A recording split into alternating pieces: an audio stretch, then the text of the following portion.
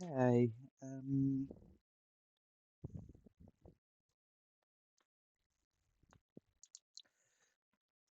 Hang on a second.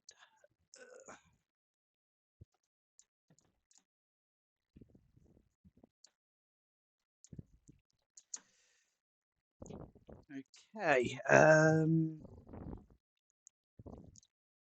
So,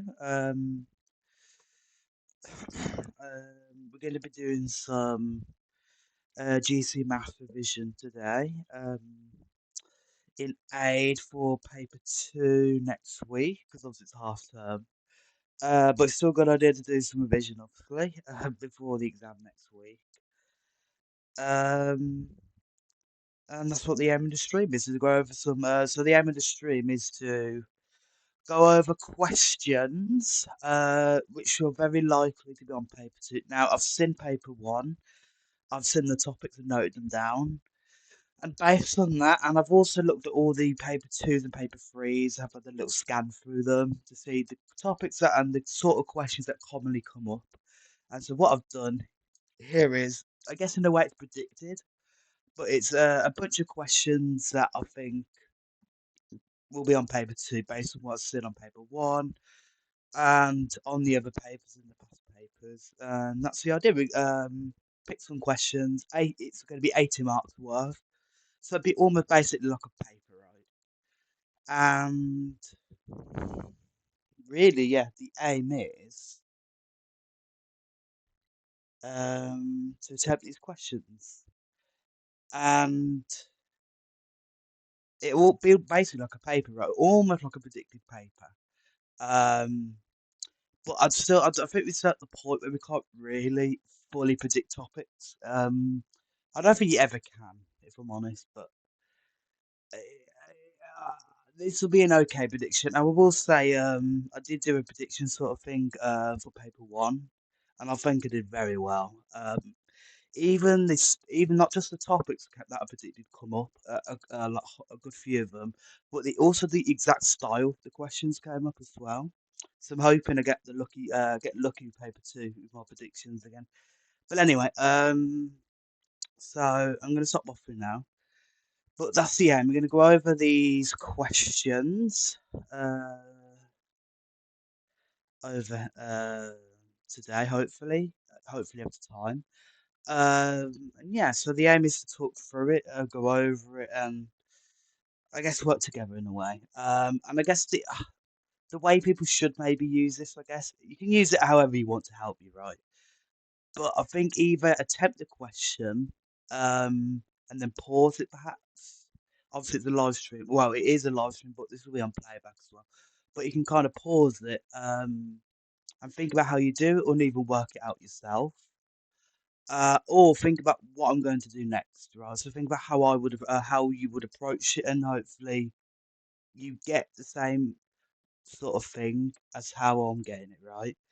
And really, essentially, it's meant to be a good refresher on the topics, right? Um, and hopefully, you should have practiced a good few past papers. So, hopefully, this should be fairly familiar, right, and comfortable to do these sort of questions. But okay, I'm gonna jump right into it then. So, this question then, question 1. And by the way, I must say, all the questions before I click the start, they are taken from past papers, which I've noted where the question came from. So if you do want to look at the question, look at the mark scheme or whatever, the information's there, right? So you go on the paper, then find where the question is, and then either do it yourself. You can see where it is in its in its entirety. You find the mark scheme, do whatever you want with it. Okay, so I'm going to start this. So the index question, I was very, very surprised in paper 1 there wasn't an index question. So I strongly predict a question like this will come up in this paper, right? So yeah, let's go over it. So question 1, we've got a simple n squared uh, cubed, and essentially this is testing the index law, or a to the b to the c and you should know you times the power, right? If you are bracketing a power of a number, and you raising it to another power, right? So you've got this bit inside the bracket, and then you're raising it to another power. You times the powers together, right? And that's what we're going to apply here. So m squared cubed is simply going to be m 2 times 3, which will be m to the 6th. And that will be your answer for 1 mark, right? Part B, simplify x to the 5 times x to the 8. So again, you should know that x to the n times x to the n, two different numbers, right? The same number raised to different powers. If you're timesing them, you add the powers, right? And so we apply that law here, x to the 5 times x to the 8. Well, that's going to be x to the, x to the 5 add 8, which is going to be x to the 13. Again, for just 1 mark, just write it down, just quickly apply the law, and it should be good. Hopefully, you should remember these laws, these index laws. But yeah, then part C says expand this, and really, you really, when you got a number like this, a number outside the bracket, you times about every part in the bracket, right? So what you're going to want to do, well, 4p times p squared. I'm just breaking this down, but I think hopefully a lot of people should be able to do this instantly. Uh, and then we times in 4p by the other number, right, which is 3p. So 4p of lots of p squared, and then 4p add in 4p lots of 3p. Now 4p times p squared, that's going to be 4p cubed, right? Again, we add, this is like a secret 1 power, power of 1. So then if you times in, like we did in part B, you add the powers, right? 1 plus 2 is 3. So 4p cubed, and then plus 4p times 3p. Well, you could times the numbers together. That's going to be 12, and then p times p is p squared. Okay, and you can see that as well because when we say the number 4p, there's actually hidden times, right? So it's going to be 4 times p. That's what this means. So actually, what this expression here is saying, just to break it down clearly, it's 4 times p and then times 3p, which is times 3 times p. And actually, we can tie that it's the same as 4 times 3 times p times p. So 4 times 3 is 12, and then p times p is p squared. So that's where all that comes from, right? But hopefully you had a lot of practice by now, and that should be fairly routine, right? To be able to do this quite quickly. But that's how you do that sort of question. Cool. So it's better question like that. If you know your index laws and your basic algebra, it shouldn't be too bad, right? It should be easy marks, hopefully. Okay, that's the first question. Also, okay, question 2. I really do think you're gonna get a question like this as well. They do like asking these like 2 markers, just basically testing how you use a calculator, right? So they ask you to give this really weird expression, and you need to put it in your calculator and write down the answer. Okay, so really, that's what we're going to do, and it's going to be quite hard. It's going to be really hard to explain this just like this because I really just need to show you what to put in the calculator. So I'm going to assume there are videos out there, I imagine, how to use like a calculator, but I'm just going to give the answer, right? But I guess I'll explain what I type as I do it in real time. So what I'm going to do, create a fraction first. This is a cube root, right? So then I'm going to, in my calculator, it's shift, and then it's a cube root here. So there's a square root button, but we want cube root, okay? So the cube root is when you're shifting it. So I've got the cube, I've put the fraction first, then I put the cube root in. Then I'm going to input this number, which is 1.57 to the 4 plus tan 60. So where's tan in the on the calculator? Well, and then I add, then I press add, and then I do the tan, and then input 60, right? Tan 60. So that's the numerator. Then I go to the denominator. Then I put 7.2 to the, and then I raise to the power of a half. So uh, press the power button and then add a fraction and then put 1 over 2. And that's the expression, right? And the answer I get is 0.7393379, but it's asking it correct three significant figures. So we need to round this to three significant figures. The first significant figure pretty much is a number that isn't zero, right? So it's significant in a way, right? Because zero doesn't tell us much. Anyway, so 7 will be the first significant figure, then 3, then 9. Then if we round it to 3, we need to consider the next number. And actually, it's less than 5, right? It's 3. So we keep it where it is. So that should be the rounded answer, right? And I'm going to check to put that right, actually. I should have, but let me just check that. Uh, uh,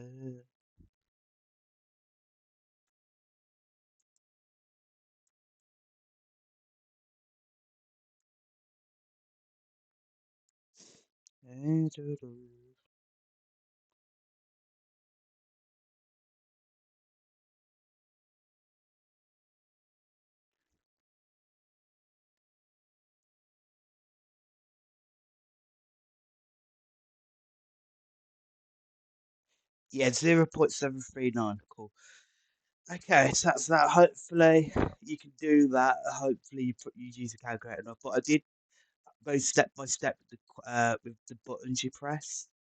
I know it's really hard to explain and show that without actually showing exactly what I put in, but hopefully my explanation sort of helps. But essentially, that's how you approach that. Just a nice two marker that is. I do expect a question like this, but it shouldn't cause you much bother, right?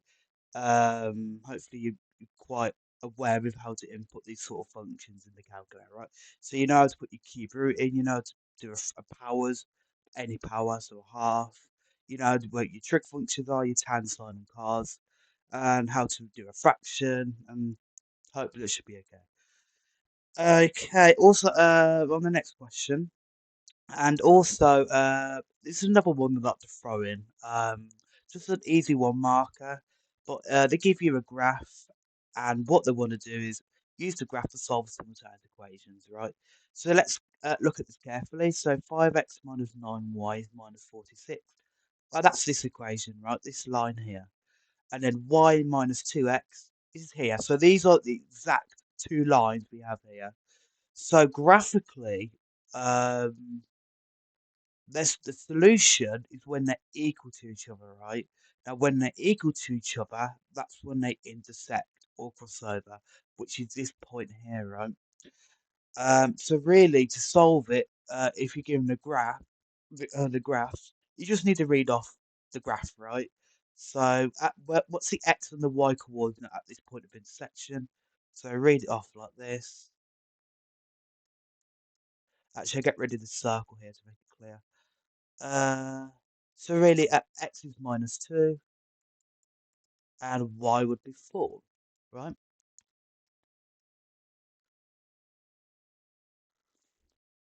Cool. And that's just your one marker, right? That's all you need to write down. So, well, with these sort of questions, you just need to know, well, where do the two graphs cross? If the graphs are the same, right? They don't normally do this from what I've seen, but they can be cheeky and rearrange this or add some stuff into that you need to do a bit more work in. So, uh, you just need to be careful. But usually they're the same equations, right? Which means you can just simply find where they intersect and then read off the graph to find the x and the y coordinate. And that point is your solution, right? Because x and y solve these simultaneous equations, okay? That's all you need to do. But okay. Another one marker. Again, I see this come up quite often. It's about error intervals. So let's read this. The length of a football pitch is 90 meters. Correct to the nearest meter, which is going to be important here. Find the error interval for the length of the football pitch. So really the error interval of 90, right? Now, I don't really like the word error interval. I don't think it describes it the best, but apparently it's what it's called. I'd like to call this just the bounds of the number, like how what the minimum, the maximum of it can be. Which is shown here, right? So it's an inequality, right? So the smallest number or the lower bound, and then the upper bound or the biggest possible number for the length. Really? I've actually error interval. It's an interval, right? And I guess it's like the root margin of error in a way. I guess that's all where it comes from. But anyway, so essentially how this works, if you're not familiar, you just need to work out, well, how why because it's correct to the nearest meter. That would be the nearest meter is 90, right? Well, 90, so the whole number. Um, so we need to find what number, what are the upper and the lower possible numbers that still round up to 90, right? What smallest number rounds up to 90, or what biggest number rounds up to 90?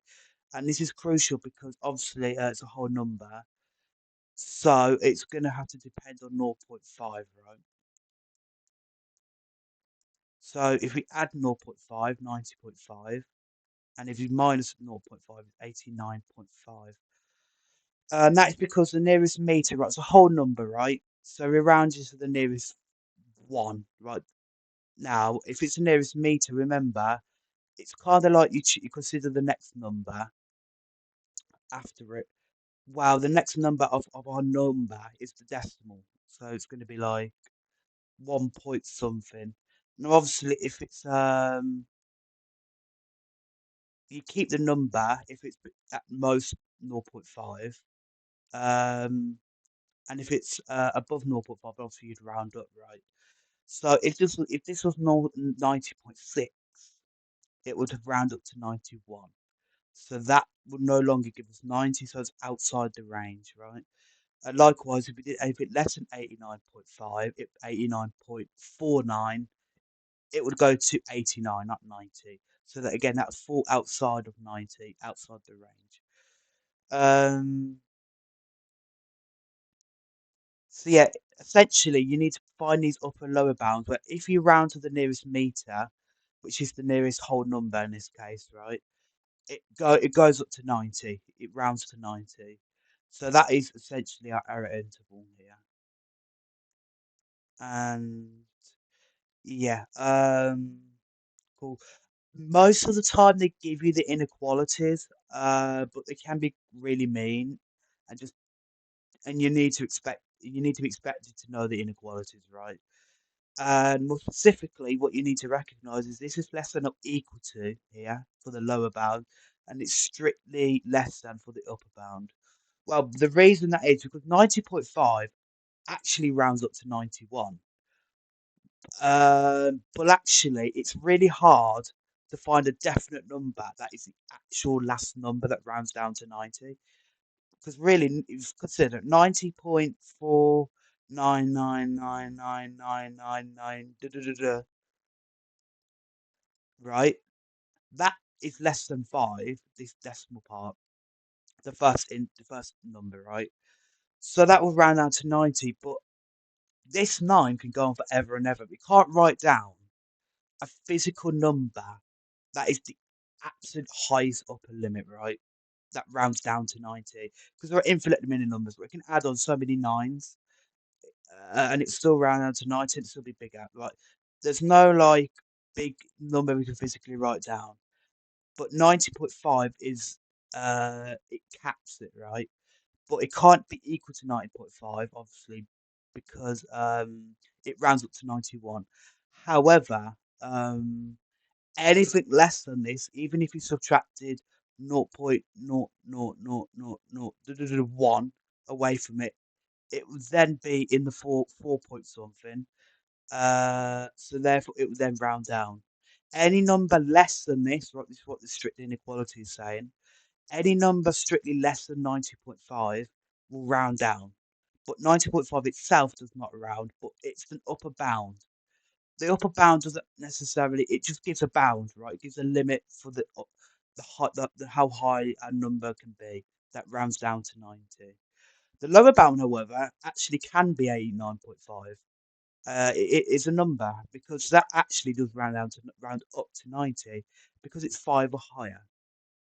So that would mean that it would round up to the next number up. And that's the first number that will round up to 90. Because then if you say had an 89.444, likewise again, like we just said, and then no 499, sorry, 84 but not 49999. That would round down to 89. So that would fall out of scope. But 85 is the first number, and we can have that number, right? But yeah, so you just need to pay attention to the less than or equal to, or and the less than. Right, 90.5 physically can't be. We can't physically obtain a number that is equal to the. We can't physically obtain the number that is the last number that rounds down to 90. Hope that makes sense. Because this number would go on for absolutely forever, right? We can't write down the last highest number that rounds down to 90. So we need to cap it at the upper bound, which is 90.5. That's how these questions will always work, okay? Okay, hopefully it makes sense. If you know the method, obviously, if I'm trying to give explanations here as well, the best I can. Some of it might be waffle. I appreciate that. As long as you know the method and it makes sense, then that's good, right? But this is how I approach it. I'm just giving explanations as well, but hopefully it makes sense. I feel like they might have confused it, but it's really, I feel like it's quite finicky to kind of explain the technicalities of this. But as long as you know the method, and I guess it's all that you need to know. Anyway, it's 1 mark. Really, I guess the final thing I want to say is it's essentially just upper and lower bounds, right?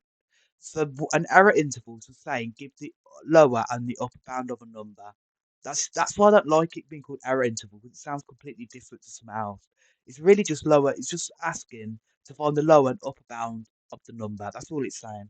That's what error intervals are essentially. Um, but yeah, you just need to pay attention to this bit. Correct to the nearest meter. That's essentially what it's saying. To a degree of accuracy, what are the range of values that would give 90? And that's what that's about. Okay. Hopefully it made sense.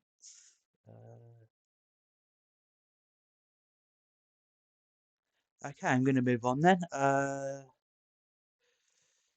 Okay, now we have this question. They do like asking questions like this as well. Um, so let's have a look. So it says Kieran has 13 workers he can use for a job. He knows that 6 workers will take 14 and a half. Now, if you're a bit like a bit, if you mixed numbers like this are a bit dodgy, a mixed number just means a fraction and a number together, right? Really, what this is saying is 14 and a half is exactly right. 14 and a half, 14.5. If you're a bit like unsure still what that means, convert it to an improper fraction. So 14 and a half times the denominator, which is 14 times 2, which should be 28.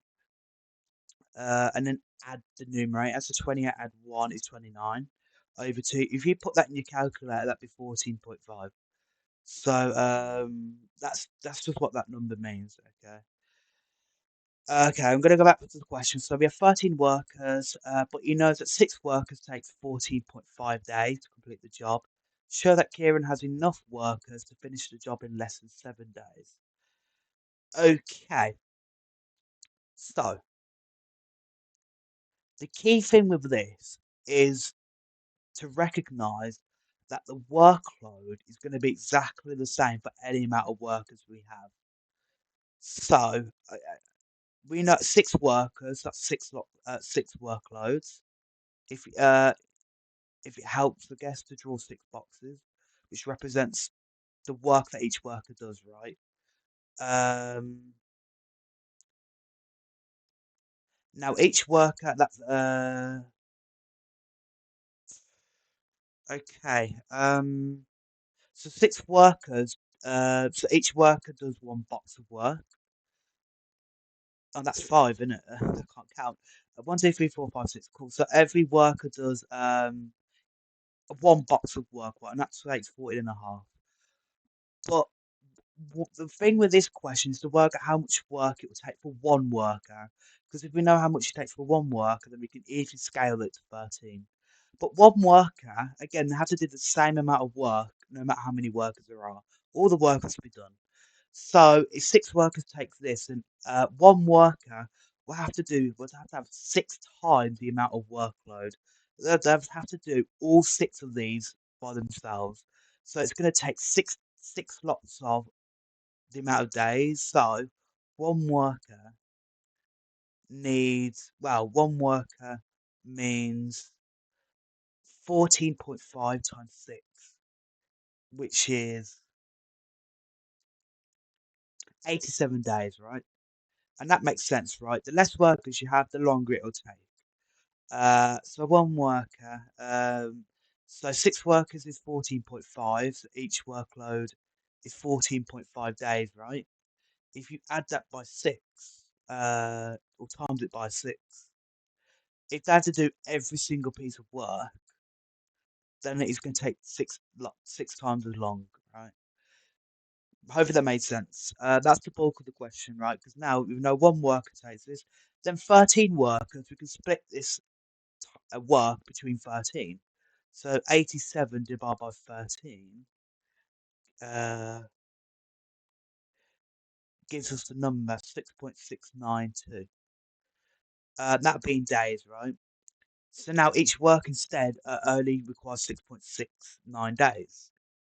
If there's 13 workers that do the same amount of task as one. Okay, so 87 days of work. There's now 13. So one worker needs 87 days, but if then we split that between 13, then we divide by 13 to get 6.69. Hopefully that's clear. And actually, it's less than 7 days, so 6.69 is less than 7. Therefore, Kieran has enough workers, right? Okay.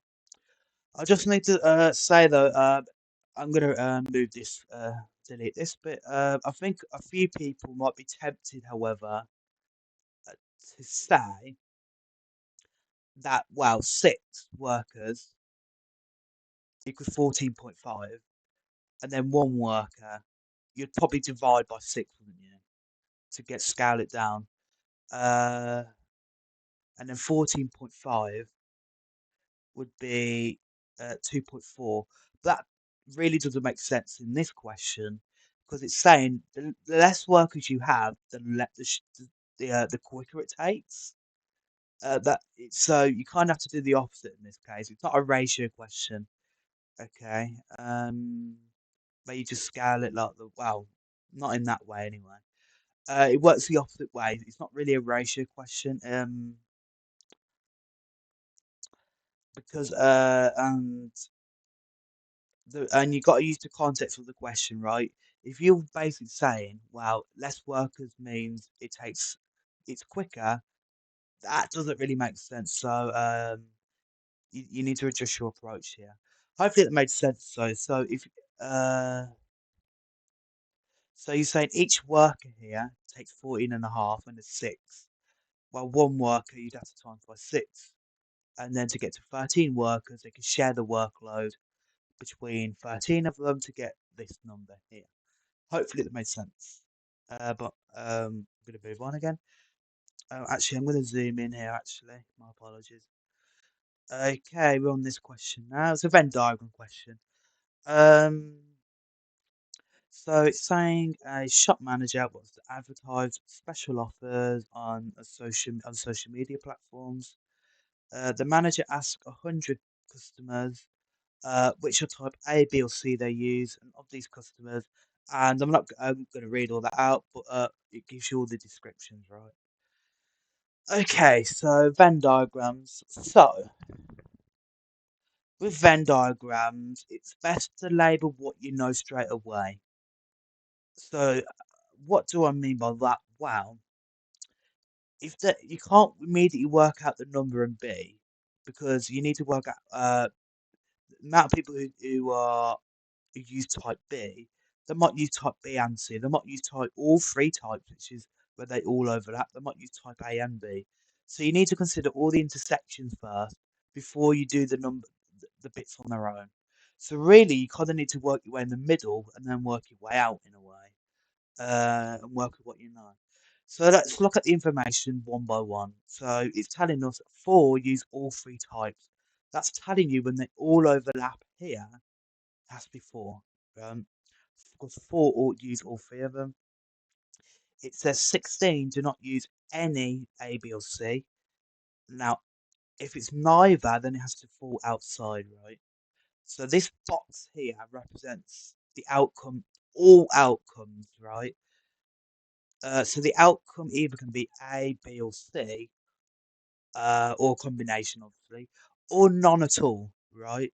So that the box represents the other outcome that none of these happen.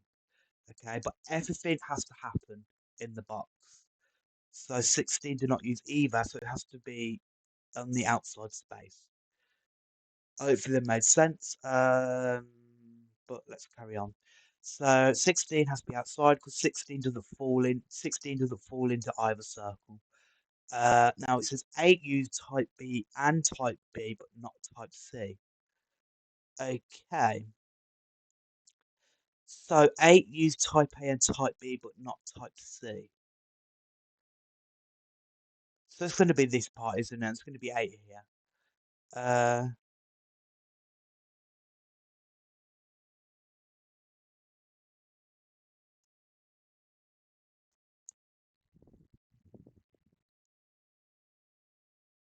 okay.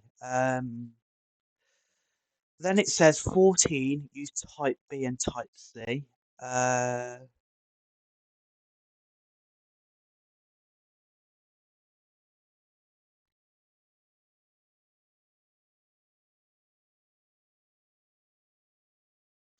so that's going to be, well, 4. This 4 includes type B and C and A. So this number here, this overlap here, represents only type B and C. So it's actually going to be 14 minus 4, which is going to be 10 here, right? Because we know 14 use type B and C. Well, that's going to be either this overlap here or this overlap here. These two will give how many use B and C. So if we add them together, we get 14. So 14 minus 4 gives us 10. This overlap here. Hopefully that is clear. Okay. Then it says 62 in total use type A. Well, we're going to need this number, 16, 62, sorry. Every number in A has to be 62 in the circle of A, but we need to work out the intersection here first before we do anything. And then it says, so let's move on to the last bit. All 20 that use type C, so we know this has, everything in C has to add up to 20, use at least one of type A and B. Okay. So what that is saying is, well, people who use type C, there's no one that only uses type C, right? Because everyone who uses type C has to use another type as well. No one just uses type C because that's what this wording is saying here. Okay, so that's 0 here. And what that also means is, well, all 20 that use type C use at least A and B. So 20 has to be the overlap with C and the other circles. Well, 4 add 14 is 14. So then 20 minus 14 will have to give us 6, right?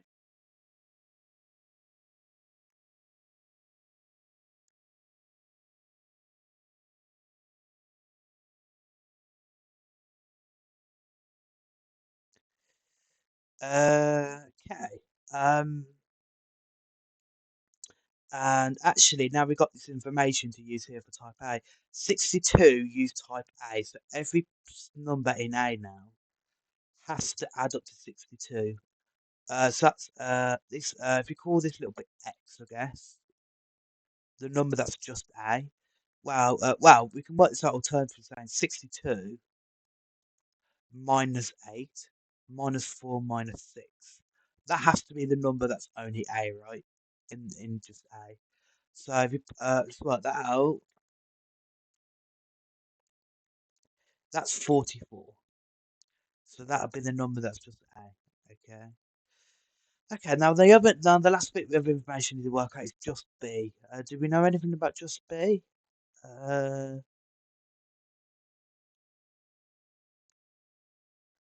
no, they haven't. But what we also do know is the total. Now, I did say at the start, every outcome has to be in this box. So all 100 numbers have to be in here. So what this means is every number in every part of the Venn diagram has to add up to 100. Now, B's the only number missing.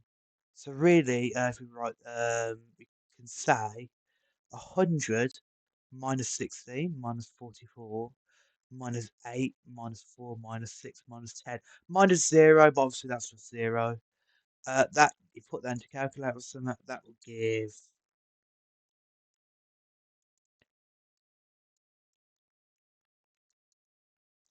that gives 12.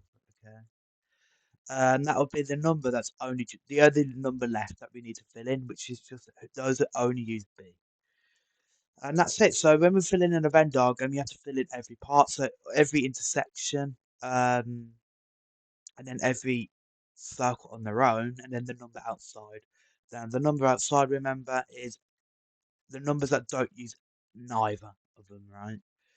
Okay, hopefully that's clear. That's generally how you're going to fill out the Venn diagrams and do Venn diagram questions. You just need to consider, it's the best strategy to consider the intersections first and then work your way out. Um, but that's the process, right? So hopefully that is clear for 4 marks. Then it says one of the customers is chosen at random. Given that this customer uses type A, find the probability the customer uses type B. Okay, so a probability is going to look like this. Now it says given that the customer uses type A, so it's going to be out of those who use type A. Find the probability to use type B, so it's going to be type B and A, right? Now what's type B and A? Again, you can look at these overlaps here. Well, B and A, that's going to be 8, but also 4. Because remember, 4 is when they use all 3 of them, but that would mean, as well as C, they have to use A and B. So A and B, that's going to be 4, and then the 8 when they overlap as well. So it's going to be 8 plus 4, and it's out of type, those who use type A, right? So type A, remember, uh, well, 44 at 8 at 6 at 4 6, but remember, they also told us 62 in total use type A in the question. So that's just simply out of 62. So then that's simply 12 over 62. I don't think you need to simplify that. Nope. So that's it for 2 marks, right? So it's sort of conditional probability question. So it's like, given that something is true, so given something. So here, the customer uses type A, so it's going to be out of the total number who use type A. And then we want B and A, okay? And that's essentially how that works. So 62 is the total amount of people who use type A, and then the intersection of A and B is this overlap here, which is 8 and 4, which should go to 12. Okay.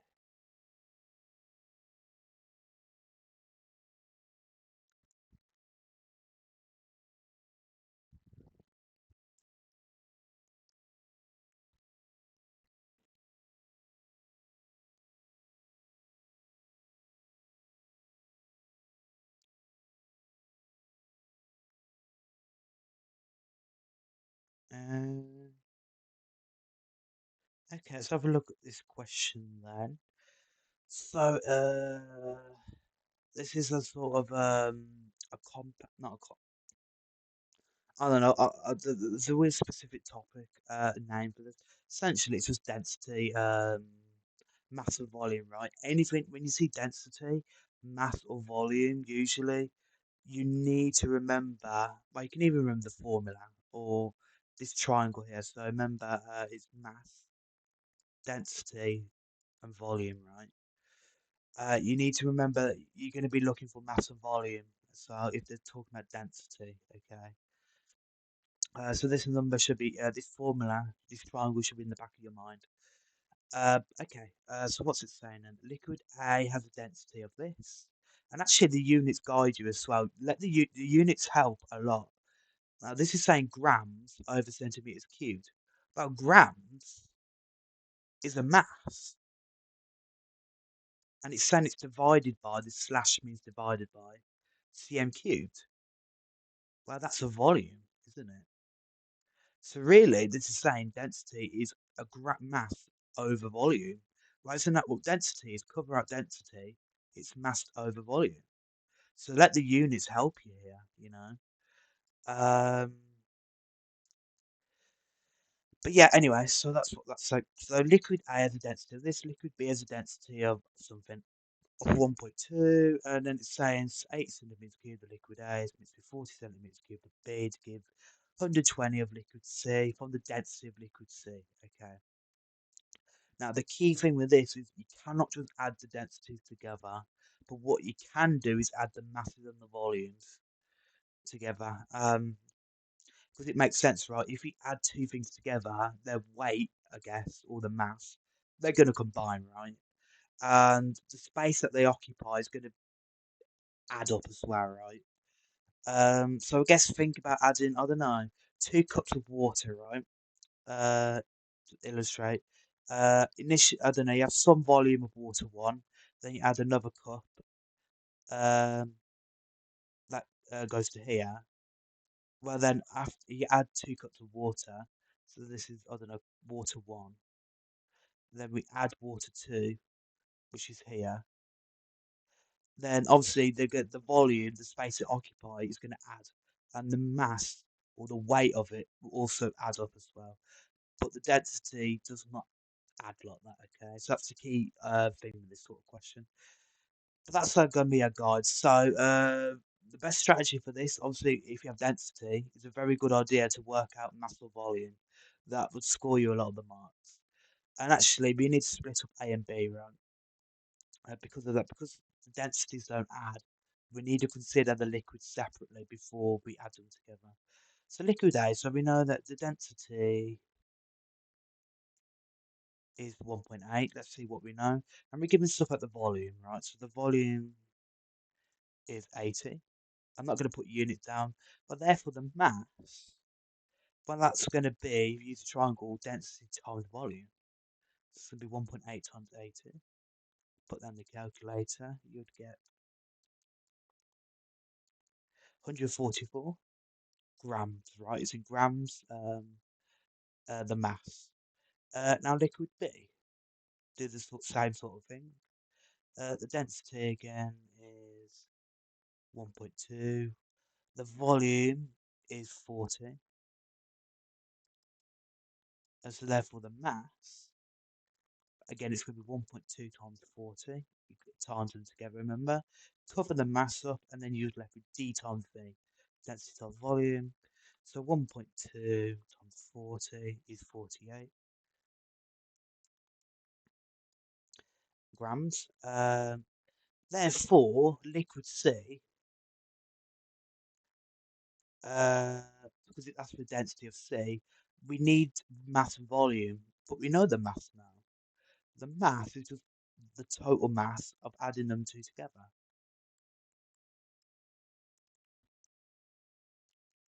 So that's going to be 192. And the volume, again, the volume adds as well. Because, like with that water analogy, the water cup thing, they're going to, if you add the two volumes together, it's going to occupy the space, right? If you add them together. So the volume is going to be 80 plus 40, which is 120 centimeters cubed. And therefore we can work out the mass, right? The density, sorry. So the density, if you look back here now, using the triangle, we cover the density now. Uh, it's mass over volume, right? So density is going to be 192 over 120. Put that in the calculator. You get 1.6 grams per centimeters cubed, right? If you're struggling with the units, I think they wouldn't mind the units if you missed them out, but just copy the units right that they give you in the question if you're struggling. But also, don't be afraid of the units. Like I said, the units guide you. You know, this is this is mass over volume. Grams is a mass quantity, and centimeters cubed is a volume quantity. So this is saying the volume, the mass divided by the volume. That's what this slash is. It's a division. It's a fraction. Um, so that means the density has to be some well, gram mass over volume, right? Which is what we've got here in the triangle. But anyway, that's all you need to know. These sort of questions, density. Uh, you need to just essentially the densities don't add together, but the mass and the volume do. So you need to consider the density separately to work out the mass and the volume, then add them together to get the overall density. Okay, they might ask the question with speed, distance, and time, and it works the same sort of way, right? So, distance, speed, and time. They might give you the speeds, but the speeds do not add together. But of course, the total, say if you have two parts of a journey A here, and then it goes to journey, and then point A and then point B. Well, the distances do add, right? Because you just add them together. If you started from an original point, then you're going to A, and then you go to B. That's just going from O straight to B. So you add the two individual distances together to get the total distance. Likewise with the time. If it time takes to go from here to the first point and then to the second point, well, the total time is going to be adding them together, but you cannot add the speeds. So what you do need to consider then is the individual journeys to work out the individual speeds. Then you work out the total distance and the total time.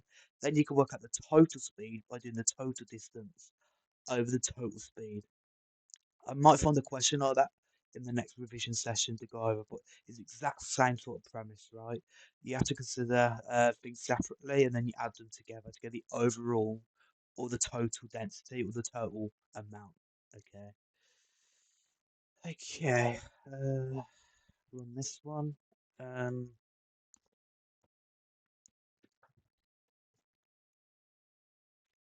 okay, so it's a percentage question. So it says in 2003, Jerry bought a house. In 2007, sold a house to Mia and he made a profit of 20%. In 2012, Mia sold the house for this amount. She made a loss of 10%. Okay. Work out how much she paid in 2003. Again, so with these percentage questions, just use algebra, right? So let the original price, so let X be the original price of the house, right? Or the value of the house, which was obviously in 2003, right? Um, Now let's use the question to guide us. So 2007, he made a profit of 20%. So he sold the house, and he made a profit of 20. What that is saying is he uh, he got the value of the house is 20% more than in 2003. How can we represent that? Well, if we want to add 20% of something, that is going to be times in by 1.2, right? So x times 1.2 equals the value of the of house in 2007, right? Because it's gone up by 20% in 2003. So we're increasing it by 20%, we're timesing by 1.2, okay? So it's the original amount, x times 1, but then we add in x times 0.2, which is 20%. So we're adding 20% on, we're raising it by 20. Hopefully that's clear. Um, so that's the value in 2007, but then in 2012, she sold the house after, and so Mia paid this amount, bear in mind, obviously, because that was the value of the house in 2007, so she bought it for that price. So Mia sold the house for that amount, she made a loss of 10%. So what that is now saying is, compared to this, it's it's gone down by 10%, right? So the value of the house has declined by 10% since 2007, right? Because she made a loss, right? So what amount she bought for it in 2007, it's now 10% less because she made a loss, okay? So she bought the house a bit more than she sold, okay? Hopefully that's clear. So this is the value in 2007, x times 1.2, but now we want 90%, right? Because that's the value. If you lost 10%, so it's 90% of the value in 2007. So how do you represent 90% of something? It's 0.9, right? That represents a 10% decrease, or we times it by 90%, and that will be the value of the house in 2012. Okay.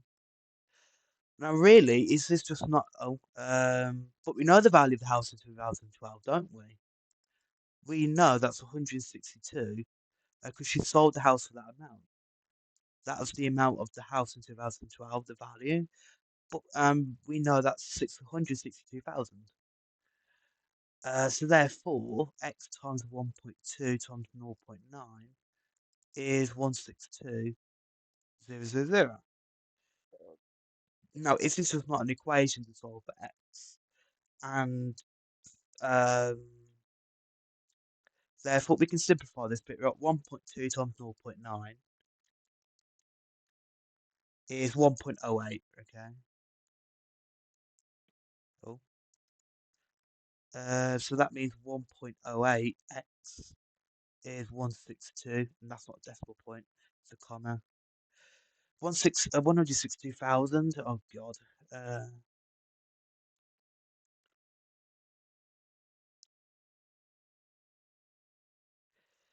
for God's sake.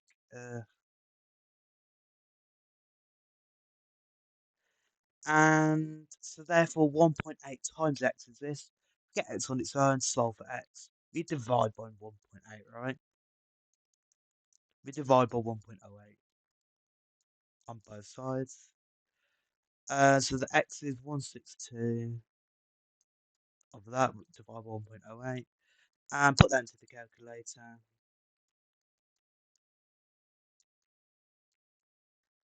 And you get this number here. Remember, X is the original price, of the price in 2003. That's what it's asked us, right? How much you paid for. So how much was the value of the house in 2003? It's this number here. Okay, that's for 3 marks. So that's sort of the method with these sort of percentage questions. It might be a bit confusing at first and throw you off, but if you just the best strategy I do think is to just let the original value be a number and then carry on from there. And then eventually you'll get an equation you can solve for x. Okay, just don't be afraid of algebra here, right? I think that's the best approach. Rather than trying to problem solve and think about how do I deal with this information, how do I reverse everything, how do I go backwards, how do I use stuff.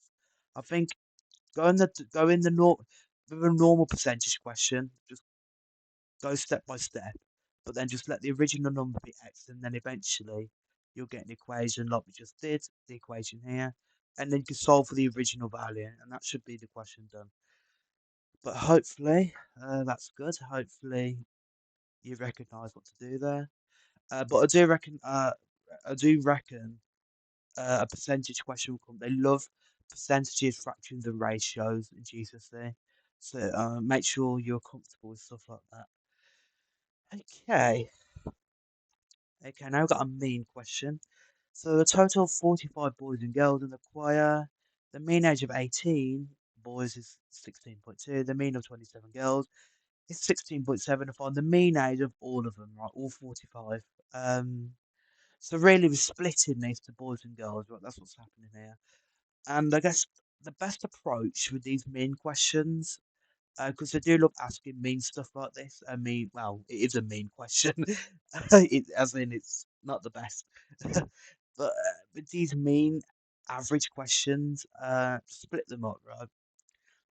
So, the mean age, we work with the information we've got, right? So, the mean age of the boys is 16.2.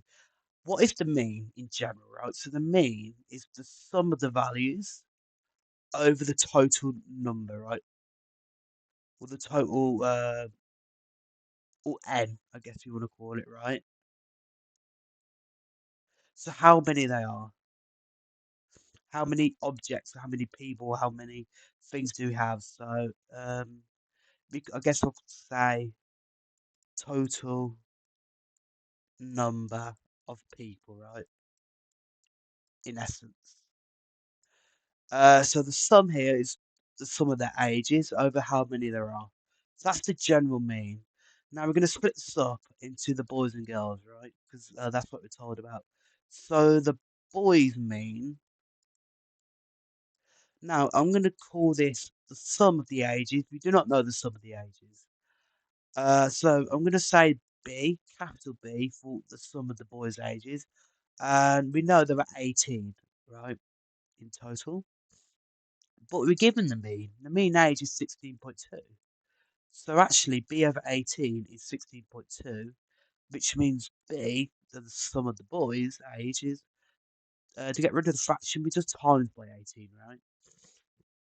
So 16.2 times 18 is 291.6 years, okay?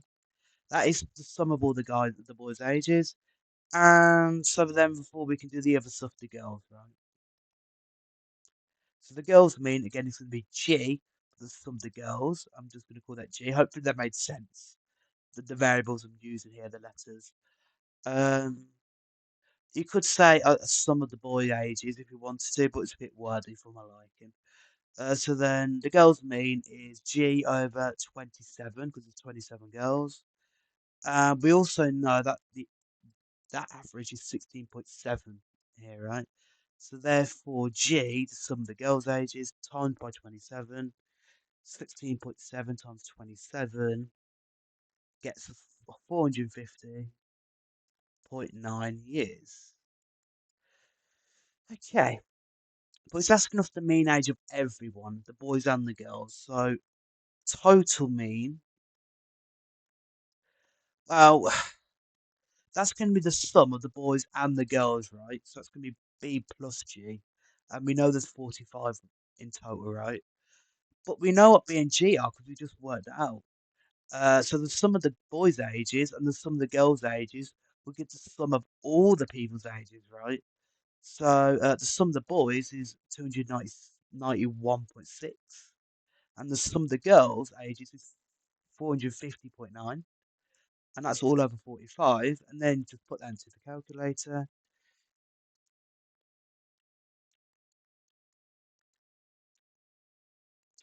and that's going to be 16.5 years, and that will be the average here.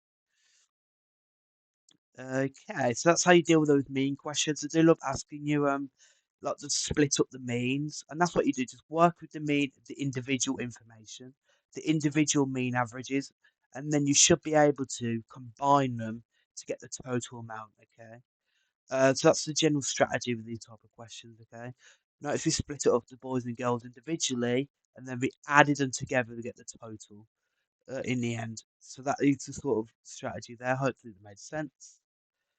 Uh, cool. Okay, box plots. Box plots. So now we're given some information about the heights of the group of adults. We're given the data that we need, right? The median, the greatest, the least, and the quartiles, right? And we just need to draw the box plot. Now, actually, you should know how to do that, but they even give you another one here as well, which you can kind of use to help you.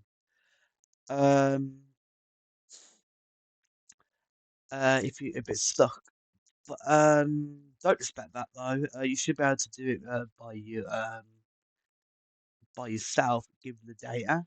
But we are given the data. So what you should know is we start with the least, the minimum value, and that's 169. We need to find 169 on here. Now, the key with this is to work out how much each box represents, or each part of a box?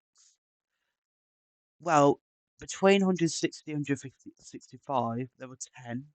So that's telling us that each box is 0.5, right? So in the middle, this is going to be 162.5. And then in the middle of here, it's going to be 167.5. So 190 is going to be here, right?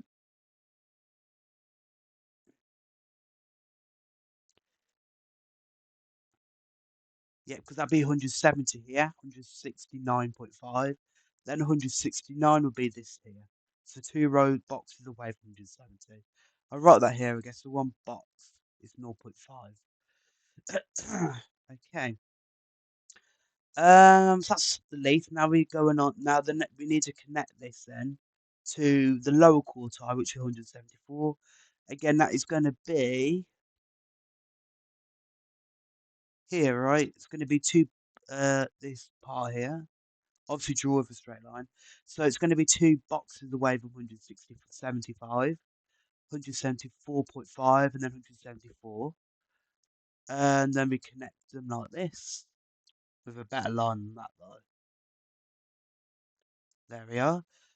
And then we need the median. So the median 177. So it's going to be here, right? No, sorry. Yes, here. So draw a line here. And I know that because I know the middle here is 177.5, because that's midway between 175 and 180. So then, and box is zero point 0.5, so go back by 1 to get 177, which is the median, okay? And then I need to connect it like this. Now we don't draw the line for the middle. Uh, we make a box at this point, okay? So that's the median. So then the upper quartile is 180. Well, that's nice actually. It's simpler this part here, and then we connect it again. Cool. And then lastly, we need to pop the maximum, which is 186. So that is going to be here, isn't it?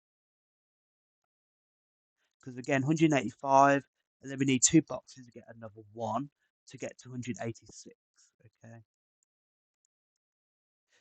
And then we need to draw a line to connect the box to the line. A tad bit better than that though. Obviously, make sure you use rulers though. But I don't have one, so that's the best I can do. So that should be the box plot, right? That's for 3 marks. Fairly nice. Should be fairly straightforward. Now it's saying the box. We're given another box plot of a different distribution. So this is about the heights of teenagers, right? This was adults. Now this is going to be about teenagers. And a fairly common question. We need to compare the distribution. We need to compare the two box plots, right? When you compare, you need two things, right? You can compare the average, which is the median, and you need to compare the spread. Now, the spread is the IQR. Now, remember the IQR, and write it here. Well, that is the upper quartile minus the lower quartile, right? Now, the average should be fairly straightforward. That's only the average amount. And then the spread is telling you how close the data is together. So how far away are the heights away from the mean, from the average, right? How much variance there is. Okay, so let's do this then. So the average and the mean, which one has the highest median? Well, the median is the middle line here. Well, clearly it's going to be the adults. And that should hopefully make sense because adults should be taller than teenagers, right? Because they're older. So adults, on average, are taller.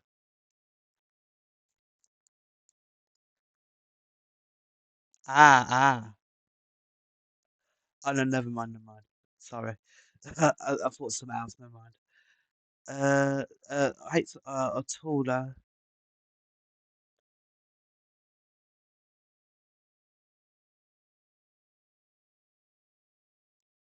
than teenagers, as median for adults is higher than median for teenager. And you can see this because the median for adults is 177.5. But if you read here, the median here is 169. So 177.5 is greater than 169. Okay, so now that's the average. Now the other thing we can compare is the spread, and that is the IQR. So to calculate the well, we're going to have to do some calculations, right? So the IQR for adults, so the adult IQR, that's going to be the upper quartile. Well, actually, no, we don't even need to calculate it. Really, we can just look at the graph. So the IQR for here, but remember, it's the upper minus the lower quartile. Isn't that just this distance here? Let's read off the graph. So that's 171, and this is 165. So the IQR is 6, right, from 171 to 165. The IQR here is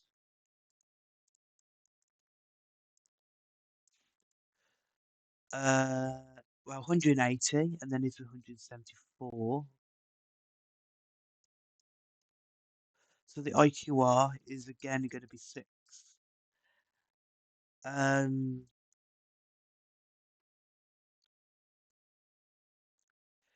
I find that weird though, 'cause doesn't this box look fatter or shorter than this one?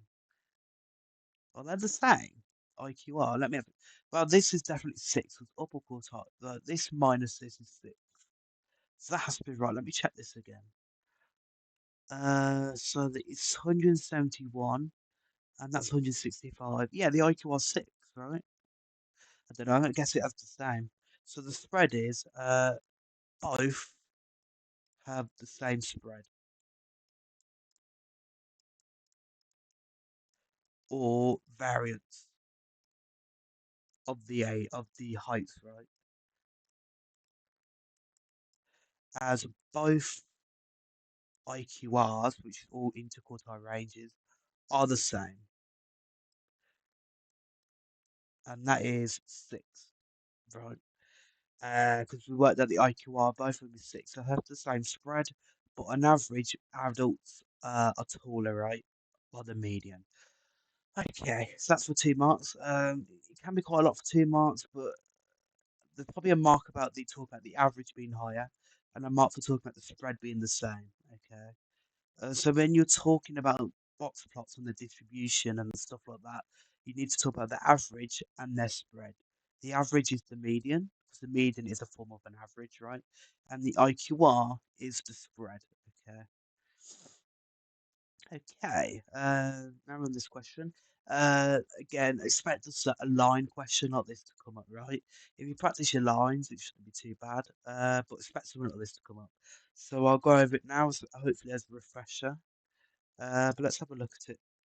So we are given a straight line has this equation, and we have a point A. And we say we need to find a straight line that is perpendicular to our and passes through A. Okay. So this is the key bit here, perpendicular. What does it mean when two lines are perpendicular? Well, two lines are perpendicular if they, well, if I guess technically if they meet at a right angle. But what this means for lines is their gradients, and you do not need to write this down, by the way, I'm just explaining it, and their gradients are negative reciprocals to each other, right?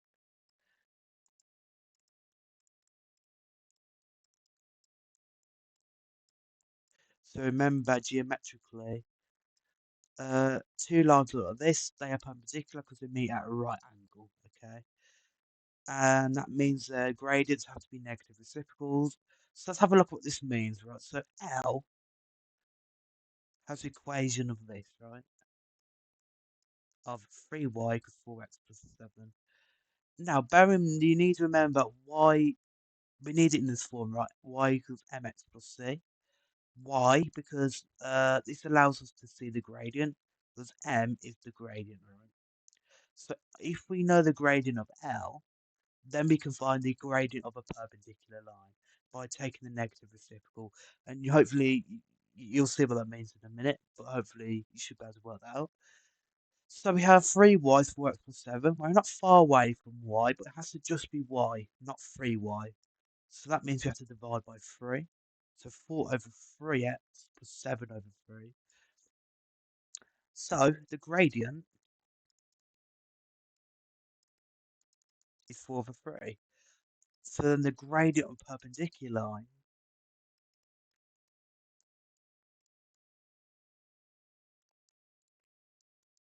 well, that's going to be, well, the negative reciprocal, so negative, and then take the reciprocal, so it's going to be negative 3 over 4. So remember, reciprocal means you flip the fraction over, okay? Um, and you should know you got the answer right, because if you times the two gradients together, they should give -1, which is what's happening here, right? 4 times -3 is -12. 3 times 4 is 12, so -12 over 12 just leaves us -1, okay? That's just a quick test, right? To see if we got it right. But that's the gradient perpendicular line. So then the equation of the line has to be able to form y is -3 over 4, x plus c, which obviously comes from the general equation of a line here. But now we just need to find c. But we're given another information. We're given that the line has to pass through this point here. So we can substitute 3 minus 5, the point, into line, right? For x and y, to then find the missing letter c. So -5, that's going to be -3 over 4, lots of 3 for x here, for the x and y coordinate, plus c. Let's simplify this a little bit. So -5, put that in the that'll be -9 over 4. Uh, well, you can let's do it as a decimal actually to make it a bit easier for us. -3 over 4 times 3 is -2.25, and that's plus c. So therefore, c has to be -5. You add 2.25, right, to get rid of this. Um, so put that in the calculator, -5, add 2.25. You get -2.75, okay? Or the calculator should give us a fraction. Uh, that's alternatively -11 over 4. Okay, it doesn't matter which way you pull it in. But now we know c as well. So we have the equation of the line, right? That's so if we bring that together, y is -3 over 4x, and then this c here is -2.75, and that should be your answer, okay? You can put this as a decimal if you want as well, so -3 over 4 would be -0.75, okay? It doesn't matter which way you pull it in, as long as you got the actual numbers right, okay? Hopefully that made sense. It should be a fairly typical sort of question, but hopefully that's refreshed. Okay. So we're on this question now, and it's talking about compound interest. So we are investing 12,000 into an account that pays compound interest, which is important, for 2 years. In the first year, the rate of interest is X%, and then at the end, okay, so we give some information about the investment each year. Okay, let's let's let's do it line by line. Okay, so 12,000 is at the start, right? That's the start amount. That's the start value. Now this account pays compound interest. What does that mean is, uh, each year it adds on 5% of that amount. Not 5%, X% of that amount. 5% as an example, but each year it's adding X% onto it, right? Um,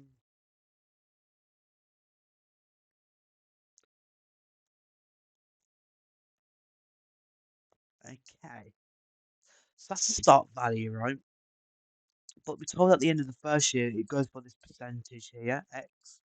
At the end of the first year, it now has jumped up to 12,336, and that's year one. Okay, that's after 1 year.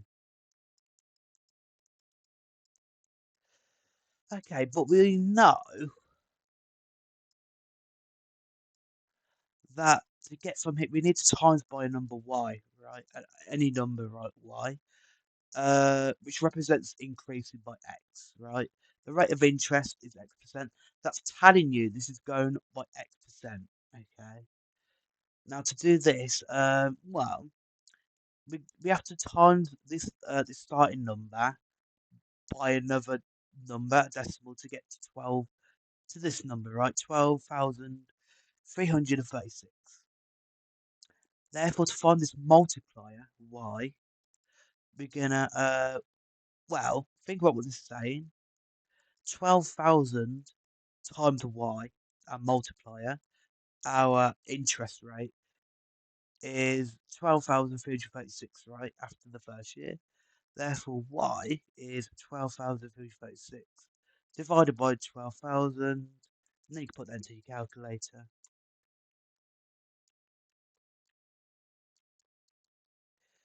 And that is 1.028. But that's the decimal. Okay. As a percentage, type times it by 100, so it's 102.8%. Now, actually, hopefully, you should really recognise that we added on 2.8%, which is what's going on here. So that means X% has to be 2.8%. So therefore, X is simply 2.8. Okay. Uh, Hopefully that bit's clear. That's the bulk of the question, really. Now we said in second year the rate of interest is X over 2. So what we had after year one, and that's what compound interest is. The compound interest essentially it applies like a particular or variable almost like a different interest rate every year. But a simple one, essentially, well, no, actually, not necessarily. Uh, the main point of a compound interest is you're applying a percentage every year. Um, but you can either have something else called a simple interest, where you just add in the same amount, a fixed amount every year. So, but that's different. But that actually doesn't matter actually in this instance because it breaks it down for us. Anyway, I'm going to stop waffling. So that's after first year, right? So we found this x, which is important because now we're given the rate of interest is x over 2. So that means x over 2 percent. Well, that's going to be 2.8 over 2, which is going to be 1.4. So this represents a 1.4% increase. So the multiplier is going to be 1.014, right? Because if we divide 1.4 by 100, this becomes 0.014, okay? So then we add 1, so then we get 1.014, because what this allows us to do is if we times 1.04, so actually we can say the amount after 2 years, the price is it? The value, there we go. The value. Well, after year one, after year one, we're now timesing by 1.014 times the amount in year one, which is this number here, 12,336. So what this is saying is, for 1.4, we're timed.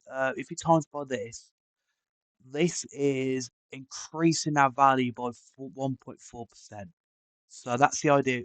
Convert a percentage into multipliers will really help you out here. And hopefully you should recognize, really, we're just dividing by 100 and adding 1.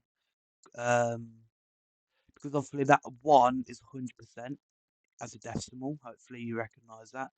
So that's our original amount, and then we add in 1.4%, this bit here, on top of the original amount. So that gives us 1.4% more, which is what we want. Okay, hopefully that's clear. But this is essentially what you ought to be doing. So put this into your calculator.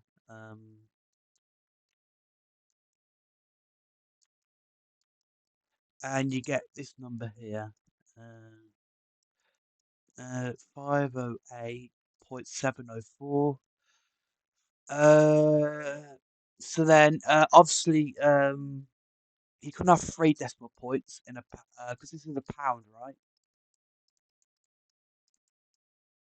right? Remember, money only goes to 2 decimal points for pence, so that rounds to 70.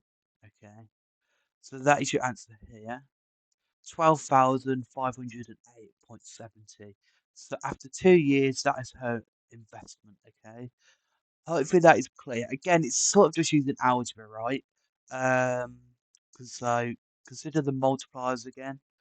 To convert or to add a percentage on of a value, right? So what this is doing is, if x is 2.8%, if we timed in by 1.028, that's adding 2.8% on to the starting value. Okay, hopefully that is clear. And then obviously 1.4% is the interest rate in year two. So now we add after the first year, we need to times 1.014 to add on 1.4% to get our second year number. Hopefully that is clear. Okay.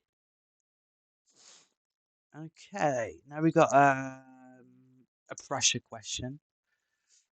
Again, this is also a fairly common sort of question, right? So what we're given is the diagram shows a solid cube placed on a horizontal table. And we're given a cube, right? The pressure on the table due to the cube is 3.5 newtons per centimeter. So again, stuff with the units, right? Newtons is a force, right? If you remember from physics, and cm squared is an area. So that same pressure is force divided by area, right? Obviously, we don't need that here because it's telling us the formula. But, that's the idea of, the units being helpful, right? The units tell us something. But anyway, so the pressure is that the force is 400 and 504. And we need to do something with area. Well, we know pressure and force. So area is going to be, if you rearrange it, force divided by pressure, right? Because area times pressure is force, so that means divide by pressure to get just the area. So let's just substitute our numbers in. So 504 over 3.5, that gets us 144, and that'll be centimeters squared. So that's the area, but what area is it talking about? So look at the question. So it's placed on the table. So if you imagine it's on the base is on some sort of table surface, right? So uh, essentially pressure is put on the table. So how the part of the cube that is in contact with the table, the area that's in contact, the part of the cube that's in contact, is the area we're interested in. Now, because it's on the table, it's going to be the base, right? It's going to be this base shape here. This base surface here, that's exposed to the table because it's on the table, right? So if pressure is if force is applied or on the table, that's gonna affect the base, right? The surface that's on the table directly, right? Which is here, right? Hopefully you can imagine that. So the area worked out here is the area affected by the force, right? Again, because this side is in contact with the table, it's going to be the area of it's going to be the area of the base, right? Area.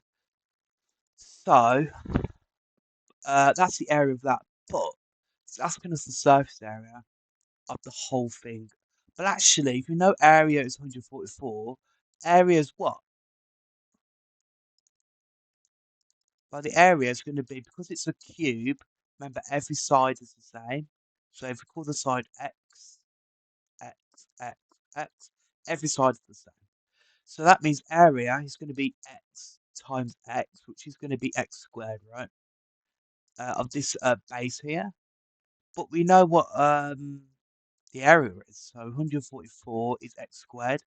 Because the area, again, to reiterate, the area of this base face here, the face on the bottom, which is in contact with the table, that has the force on it. So the area is the area of that is going to be x times x. So x squared is 144. Now x is going to be root 144, which is 12, and that being centimeters. Okay. Also bear in mind you're not doing plus or minus, because if you have minus 12, you can't have minus of a length. Okay. Just to be clear on that. Okay, so now we're asking us for the surface area, but we're good actually because it's a cube. Every side is the same. So every face will have the same area. So that means the surface area, and that's going to be, well, each face looks like this. Remember, x by x is a square. There's each face. So the surface area, to reiterate, is how much of the area is exposed, which is the outside bit. So that is really the area of all the individual faces, and the faces are 2D, and it's a square, right? So a cube is essentially composed of square faces, right? Hopefully you recognise that. So the surface area is all the faces that are facing us. Imagine if we put this cube in the air, right? And then you look at every side you can see, on top or above it, or below, or on the side, right, or whatever. All the parts of the cube that are exposed. So that's all these faces, right? So you've got the front face and the back face. Then you've got these two side faces, and then you've got the top one and the bottom one. So that is six faces. So that's six. So the total surface area, the area of all the faces we can see. So there's six faces we can see, and the individual area is this little square here, x by x. So the surface area is going to be six lots of the area of an individual one, which is x times x, which is x squared. But we know what x is, and x is 12, and then 12 squared. That should be your surface area, right? If you put that into the calculator.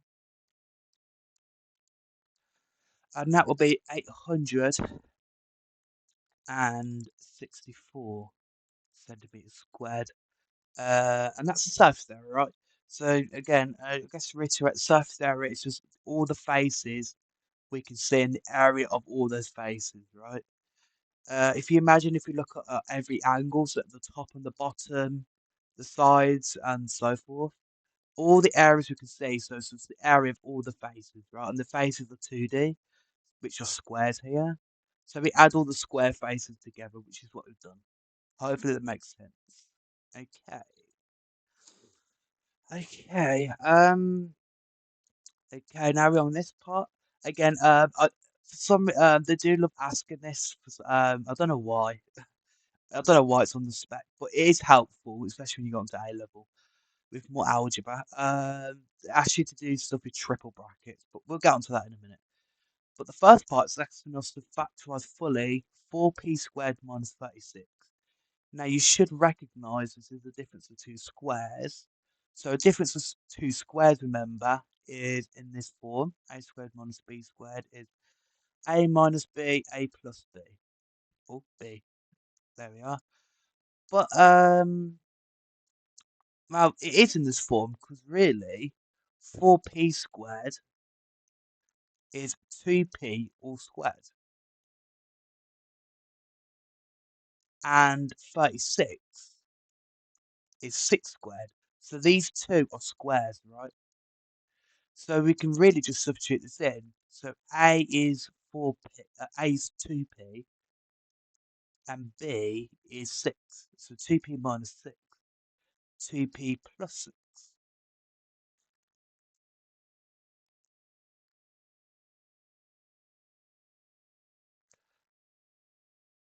And if you want to double check your answer, if you expand this back, you should get your answer right of 4p squared minus 36. But there's one thing staring at me actually, and it says factorise fully. So this is factorised, but I think we could do better than that because there are more common factors we can pull out here. So I recognise 2 is a common factor, both of them actually. So let's bring a 2 out the first one of the first bracket. 2 of p minus 3, 2p plus 6. But then I can bring another 2 out here. So then I bring 2 times 2 of p minus 3, p plus 3. We can't do anything more with that, but we can simplify this. 2 times 2 is 4. P minus 3, p plus 3. And that should be your fully factorized version, right? So we pull it into all the factors we can. Remember, even 4 is a factor, because we pulled out a common factor of 2 in each of them. So that should be the fully factorized form, okay? Hopefully that's clear. So you probably get a mark for recognizing the difference of two squares bit here, and then another mark for pulling out the 4, okay? Hopefully that bit's clear, okay? I think a lot of people get stumped on the second part, not realizing you can pull a 2 out of each factor. And that's what we've done here, okay? But yeah, let's move on to part B. Then we said show this can be written as in this form here. So really just expanding, right? So n plus 4, 2n minus 5, 3n plus 1, and there are loads and loads of ways of doing it. Do method that's best for you, but what I like to do is to just do a product at a time, an expansion at a time, right? So let's do the first two. So n plus 4, 2n minus 5. That's just your ordinary double bracket, right? So you can use FOIL, you can use whatever you want.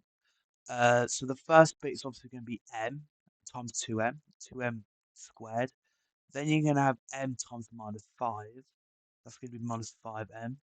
Then you're going to have 4 times 2m. That's going to be plus 8m. And then 4 times minus 5. It's going to be minus 20. And we can simplify this, right? Because there's two m's here. So 2m squared, 8m minus 5m is 3m minus 20. So that's the first product. Now, we're timesing this all by 3m plus 1. So therefore, 2m squared plus 3m minus 20 is to be times by 3m plus 1. And we do the same sort of approach here. Obviously, it's a bit lengthy now. So in the same way, we need to times the first part by every part of the second bracket. So 2m squared times 3m is 6m cubed. Then 2m squared times 1 is simply just 2m squared. Then we do 3m times 3m, which is going to be 9m squared. Then we're going to have 3m times 1, which is just 3m. Then we can have minus 20 times 3, which is going to be minus 60m. And then we're going to minus 20 times 1, which would be minus 20.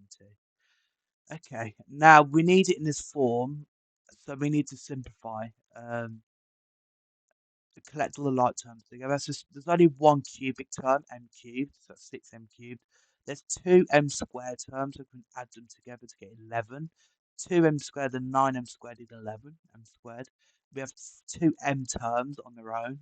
So 3m minus 60m is minus 57m, and then we have minus 20. And this should be in this form here, hopefully you can see. So that should be job done. Okay, for 3 marks, there we are. But everyone has their own method. I think there's like one with like all. You can just break it down into um oh uh, 6m cubed, 11m squared. Oh, that's the final version. Say if you do this expansion here, you could say 2m squared, 3m minus 20, 3m and 1. Uh, and then essentially you do the product that way. So sort of like the grid method, right? But this is, I think, the quickest, the most efficient way of doing it. And for me, it makes sense anyway. If it's foil or whatever, however you learn, right? You don't have to draw these lines. You can jump right into it if you're comfortable as well. But that's it, right, for 3 marks. Okay. Um, so really, just doing it one by again, you're just splitting up, right? So you do the first set of double brackets, and then you get quadratic. Then you do another double bracket, right, with the remaining bracket. So then get your final answer. Hopefully that should be clear. Okay. Okay, run this one. So it's asking us here for a quadratic sequence. And hopefully you should realise what this is. So, a quadratic sequence is of the, well, it's a quadratic, right? So it's going to look like this. An squared with bn plus c. An arithmetic or a linear sequence would look like this: an plus b. That's a linear one, but a quadratic, we add an n squared, okay? That's all it is. So if you substitute u1 into this, you would have a times 1 squared, that'd be a, plus b, n times 1 plus c. That is 10 here, okay? That's all that quadratic sequences are, okay? But we need to find it, and there is a certain method to it. And the method is, let's write this out, 10, 21, 38, 61, 90. What you need to do is firstly to consider the difference between each term, okay? So 10 to 21, you're adding 11. 11 to 38, you're adding 17. 38 to 61, you are adding 23. Yes. And then 61 to 90, you are adding 29. And it would continue and then obviously, well, it only gives you the first 5 terms, but yeah. And hopefully you should recognise the pattern here, because actually it goes up the same amount, and that's what we're going to do next. We're going to consider how much this term goes up about to get the second difference. So the first diff, and then the second diff, the difference, and that's going to be 6. And then that's going to be 6 and 6. So it should be the same, right? If you've done it right, you should get the same difference at the second part here. Now, while we're doing this, well, actually, it turns out the second difference here, that's equal to 2a. So 2a is equal to this second difference here. I'm not going to go too much into that. You can prove it and manipulate by some substitutions. I'm not going to go over that here. I'm just going to go over the method. But that's what it always boiled down to, 2a, this second difference here, this number. So 2a is 6, that means a, the coefficient here, a is 3. Okay, so that's the first part. So un now is 3n squared plus bn plus c. So really, what can we do? Well, notice if we write the sequence again, 10, 21, 38, 6190. What if we take away, what if we then do the sequence 3n squared? So that means substitute 1 in, 1 squared is 1, then times by 3, you get 3. Then do 2, substitute n is 2. 2 squared is 4, times 3 is 12. And then 3 squared is 9 times 3 is 27. And then 4 squared is 16 times 3, which is 48. And then 5 squared, which is 25 times 3 is 75. Now, if we take this away, this is the same as saying, if this term here is un, which is this part here, we are effectively, when you take away each term, we are effectively doing 3n squared plus bn plus c, take away 3n squared. Does this not disappear and leave us with bn plus c, which is actually a linear sequence? And watch what happens. And this is the method, by the way. What happens now, according to this, obviously, we should get bn plus c, a linear. If we take this away term by term, we get 7. 21 minus 12 is 9. 38 minus 27 is 11. 61 minus 48 is 13. 90 minus 75 is 15. And yes, this is now a linear sequence. I think we can work out, and this is in the form bn plus c. This is that nth term here. Can we not work out the nth term of a linear sequence? I think we can. So the linear sequence here, 7, 9, 11, 13, 15, well, the nth term, well, what does it go up in? 2's, right? So it'll be 2n. And then the 0th term almost, the term if you go back by 1, that's going to be 5, right? So 2n plus 5. So that is your bn plus c part. So that means overall, the nth term is going to be 3n squared plus 2n plus 5. Okay, just to clarify, the nth term is for this sequence here. This is the overall nth term of the quadratic, okay? But okay, so that's the idea, right? So you consider the first and the second difference, and with the same sort of method actually, but it's a bit more intense.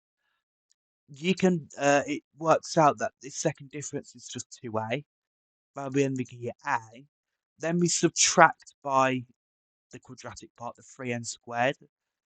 So we generate the sequence for 3n squared.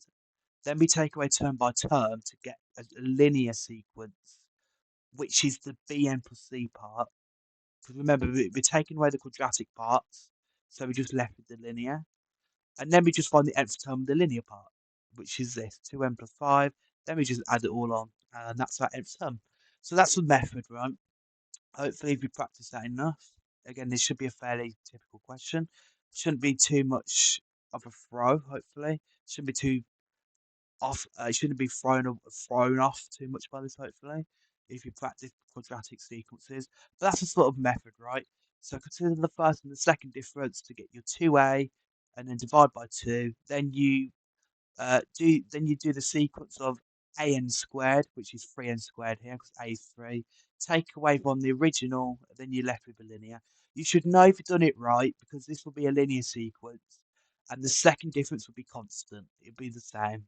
So that's how it's quite easy to know you've done it right, actually, with this sort of question. But I'm going to leave that there, and we're going to move on to this. Okay. So we're given this, so P is root 2e over f. And again, this reminds me of this error interval stuff as well. So e is 6.8 to 1 decimal place, f is 0.05. Work out the upper bound for P. Okay.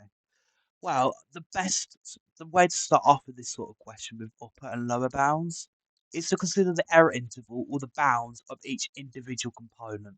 So we're given E and F to degrees of accuracy. So E is 6.8, but that's corrected 1 decimal place. What if we round? We need an upper bound that will round down to 6.8 to 1 dp. So that's going to be 0.05, right? That'd be 6.85. If you add 0.05 on, that'll be your upper bound for E. Because as we discussed earlier, anything before this will round with 6.84, which will round down to 6.8. Okay.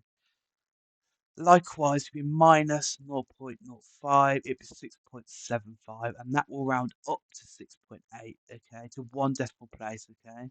So you want to find the numbers that round up and down to one decimal place, 6.8, and that's the whole idea. So that's the bounds of 6.8. Now let's do the bounds of f, which is 0.05. So again, it's one significant figure. Well, the significant figure is 5, right? So it's almost like two decimal places, right? So we need to add. So we need to find the third decimal place. So it's going to be 0.0005, isn't it? If we add 0.0005 onto 0.05, God, I believe this should be. Ooh, hang on, no, just one, I think.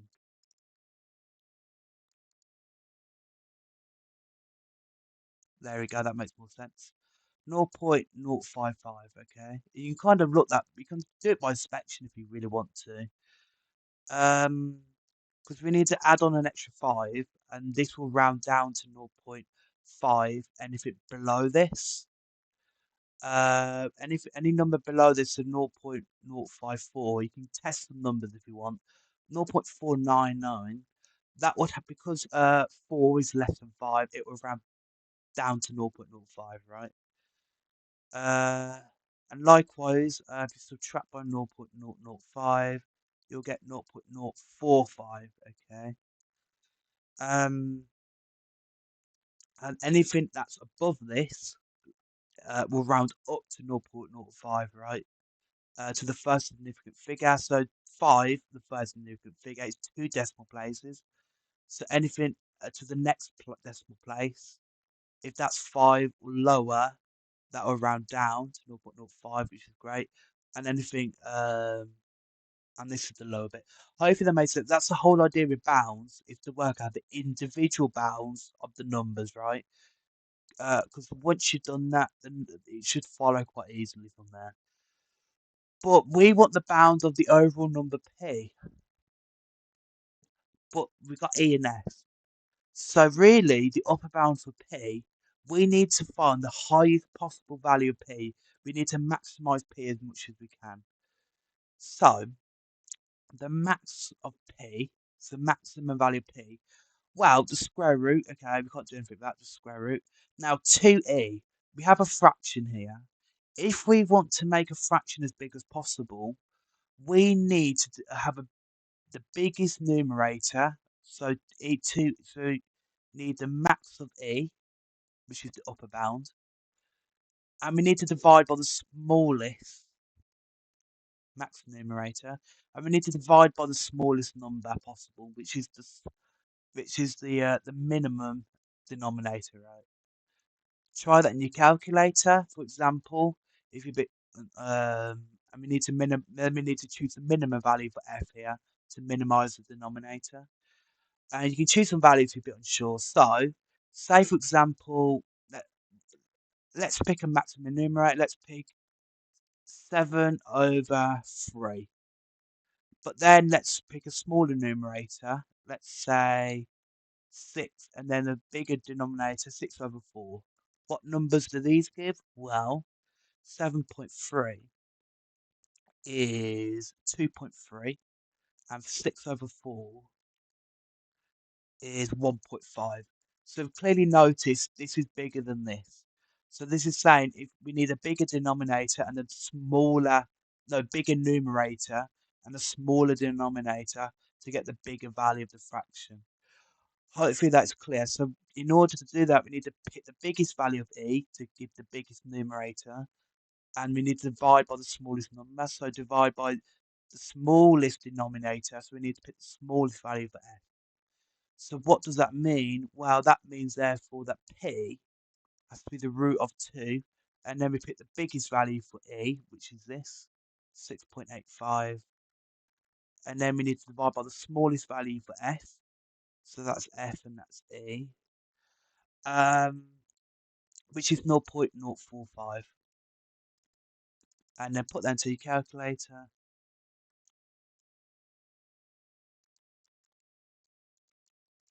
and you get this number here, 17.4483, so on.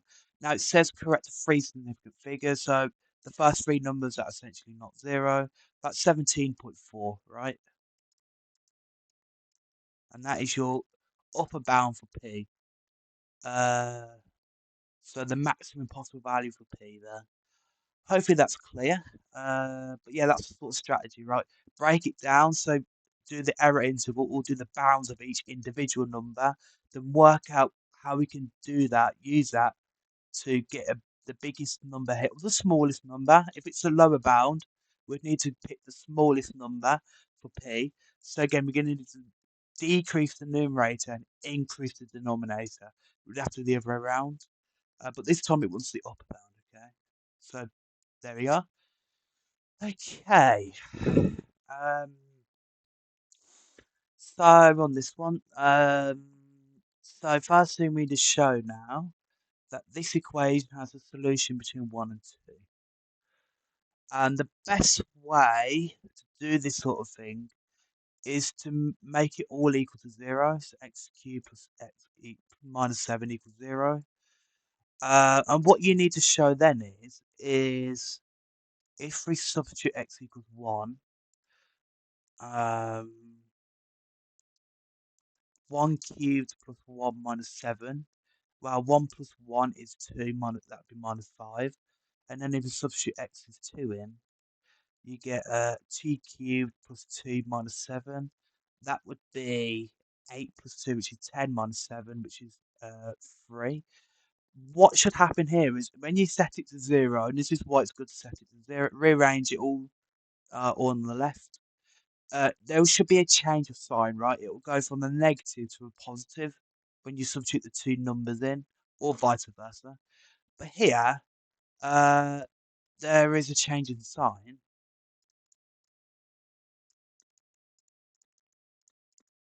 So there has to be a solution, right?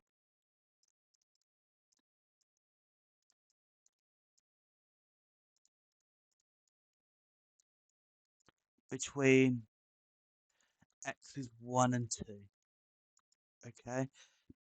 Because there's a change in sign, specifically between x's 1 and 2.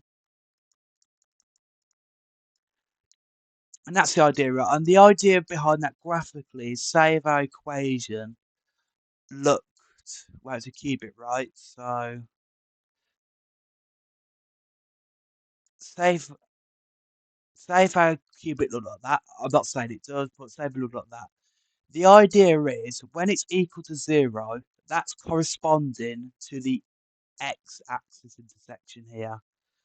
Now, notice before it, I'm going to zoom in actually.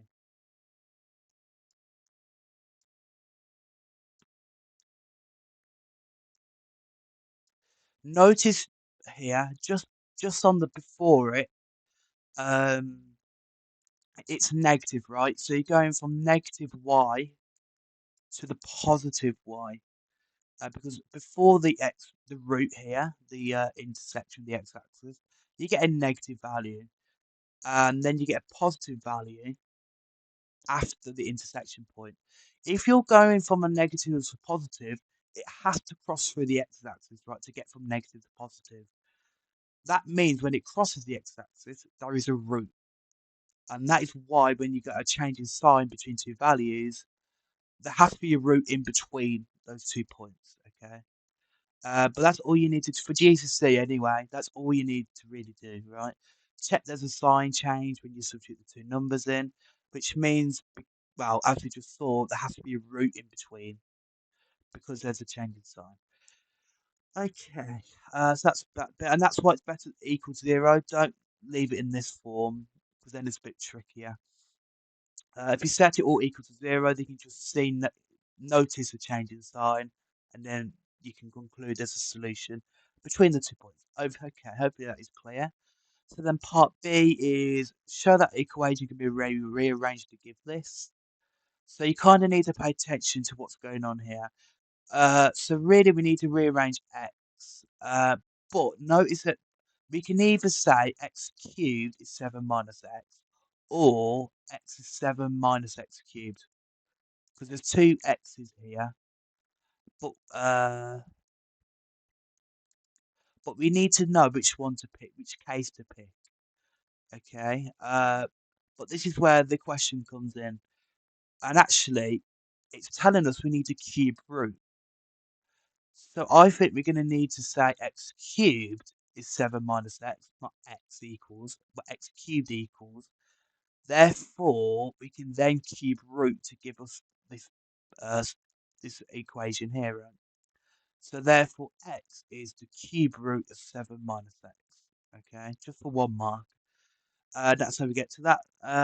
So that's the idea of this sort of question. You need to rearrange to get x on its own, but obviously it's going to there's two x's here, so you're going to have x here and then x on the right. To work out which x's to pick to rearrange, use the question to guide. If we need to cube root, then it's a good idea we start with x cubed and then cube root after. But that's how we get to that. Hopefully that is clear. We're just rearranging here to here by noting that we need to cube root. And we go from there. Hopefully, okay. That's just for 1 mark. And the reason why that is useful is because when you've got x is equal to another function of x, this is actually generating an iteration formula. Now, iteration formula is a formula where it will converge or it will get to a value of x. And this value of x will be the solution to the equation, right? So remember, this here stems from this equation here, the original equation we want to solve. We rearrange it to here to get an iteration. So then we keep plugging in values of x, which will get closer and closer and closer to the actual solution. That's the whole idea of iteration formulas, okay? Okay, so now we just use it, right? So iteration formula. So we need to find an estimate. Oh no, we need to use it 3 times to find the estimate. So x0, so that's that initial. So x0, so x1 is going to be cube root of 7 minus x0. And that's going to be the cube root of 7 minus 2. And if you put that into the calculator, and you will need to write down all your values, by the way, because it is 3 marks. They do need to show some proof that you're not you know what you're doing, right? So you need to write down what you're doing. So the cube root of 7 minus 2 is this number here, 1.709975947. That's all my digits on the display. So that's x1. So therefore x2, well, that's going to be the cube root of 7 minus x1. So that's going to be 7 minus, and I'm going to do this quote to say that I'm rounding. I'm 7.099, right? So what that's saying is I'm plugging in the previous answer to then get the next one. So I'm just quoting here to essentially cut down and just pick the first few values. But I'm actually putting all the values from my previous answer from a calculator into the next one using my ANDs button. Okay. But I'm just cutting down the amount of writing by using this quote. That's what that means here. Anyway, so I put the cube root of 7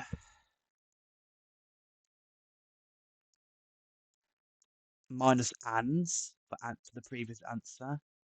And then you get 1.742418802 and so on. And then x3, so we need x3 will be cube root of 7 minus, and then the quote of 1.742. Okay.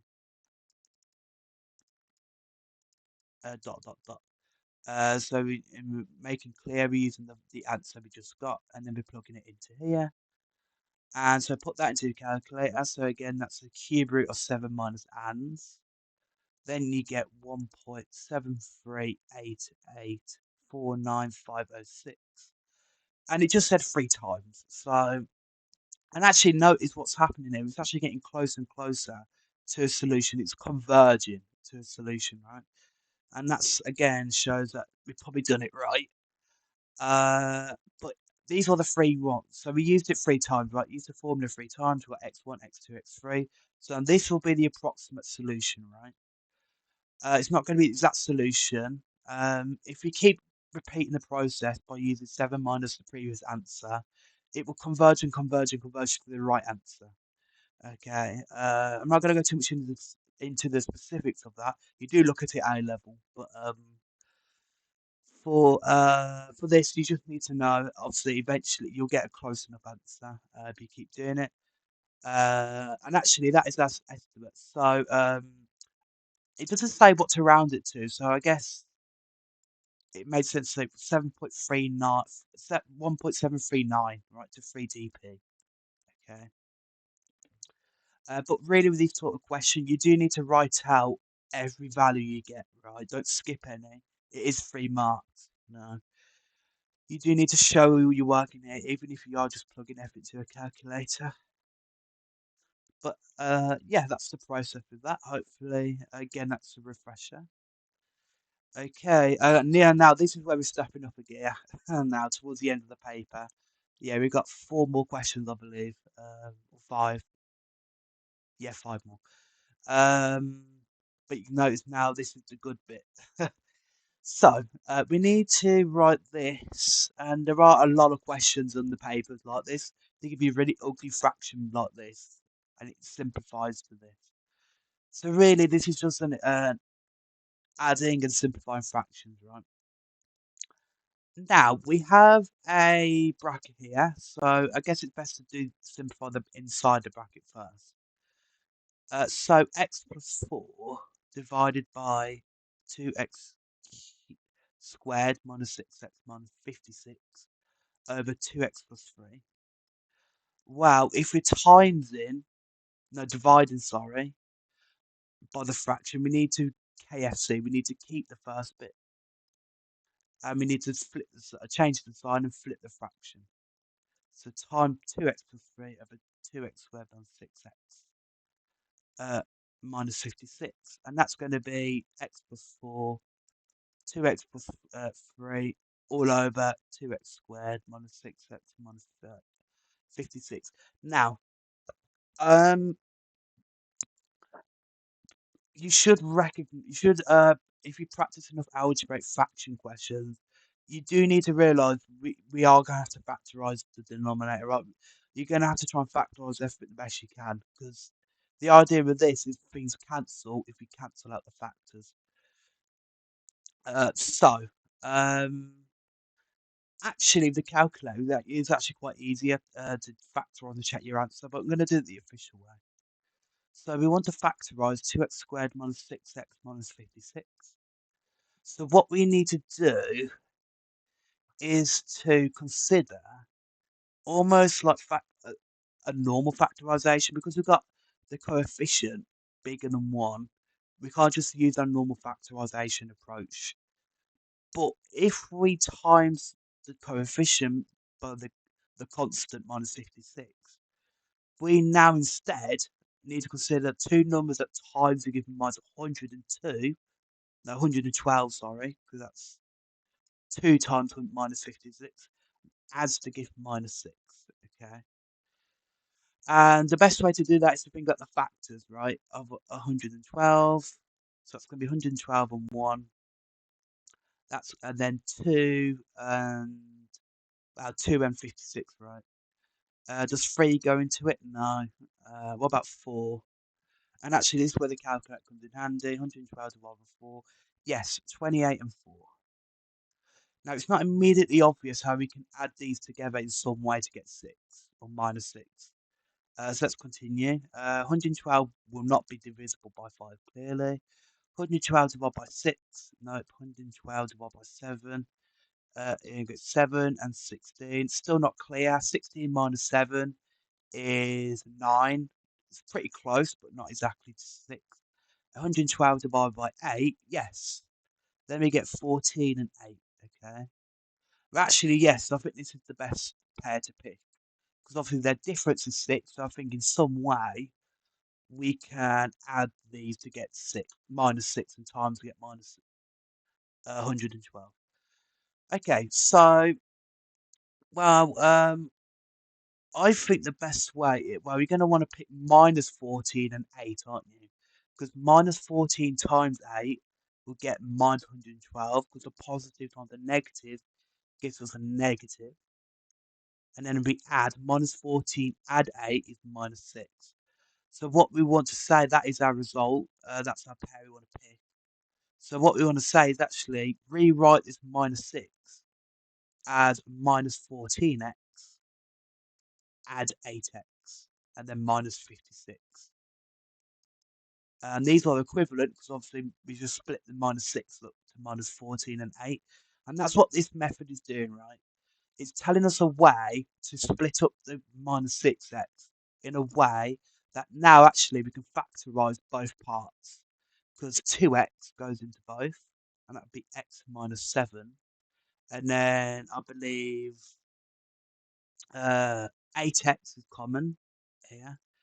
And then the 8, sorry, and then that's going to be x minus 7. Because 8 goes into minus 56 minus 7 times. So hopefully that's clear. And actually now there's a common factor to both parts. So x minus 7 is common to both. Then we do 2x, add 8. And that is your factorisation of this. Okay, that's the method. So let's go back to what we've done.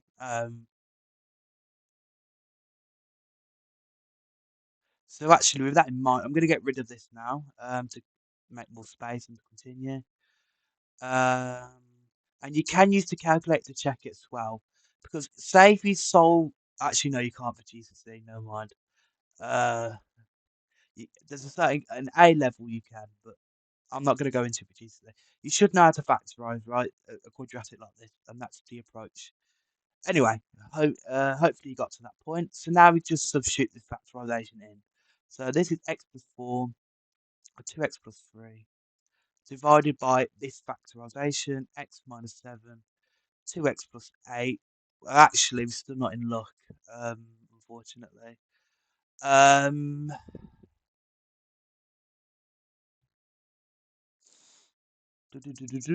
Let's double check we did it right. Hang on.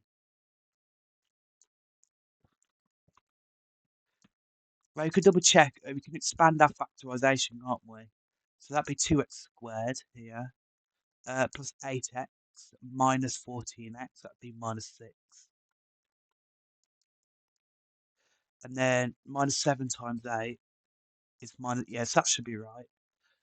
But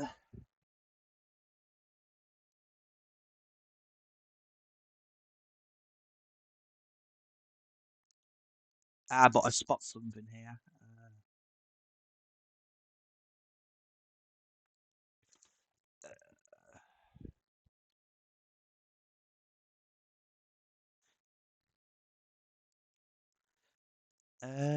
Just checking for my answer. Because I feel like there should be some cancellation here. Maybe there isn't. But yeah, so x plus 4 divided by, so times by the reciprocal. 2x plus 3 over that. I have copied it right, haven't I? X plus 4, 2x squared minus 6x. Yep, okay. X plus 4, 2x plus 3. X minus 7, 2x plus 8. Ah!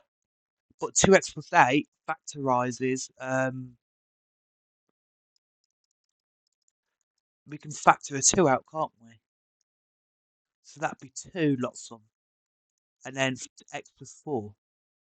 So we can say that this is x plus 4, 2x plus 3, and then that's 2 lots of x minus 7, x plus 4, right? Notice there's a common factor here that we can factor out even more. Then we get our cancellation, right? So then we're left with 2x plus 3 over 2x minus 7. Cool. But that we're not over yet because we need to add this whole part here with this fraction here. So we need to add 14 over 3x minus 21. And actually, this factorizes again because there's a common factor of 3, right? So rewrite this again, 2x plus 3 over 2 lots of x minus 7 plus 14 over 3 lots of x minus 7. And actually, look, we've got a common factor, right, of both of them. So if we add the fractions together, we just need to times this first part by 3, and then the second part by 2, to then get a common denominator of 6 lots of x minus 7. Okay, hopefully you can see why, because it's like adding normal fractions, right? X minus 7 is already a common to both denominators, so we need to get the lowest common multiple 2 and 3 to get a common denominator for both. So we need to times this fraction by 3 to match this, and we need to top the second fraction by 2 to match the 2 here. So that's how we get common denominator. Yeah. So really now we just need to expand this out, right? So 3 lots of 2x plus 3, that's going to be 6x plus 9, and then this will be plus 28, and then we expand it here, that'd be 6x minus 42. But actually, 9 and 28 goes to 37, right? And that is your answer there. Because it's told us to write it in the form ax plus b, cx plus d. Well, it is. You've got 6x plus 37 and 6x minus 42. And they're all integers, so yeah, that's cool. Let me check that actually. Let me check the chat as well, actually. I haven't looked at it in ages. I do apologise if I did miss anything. But like I said, also, if you're still watching this on playback on YouTube or whatever, you can use the comment section as well. I'll try my best to answer it if I can.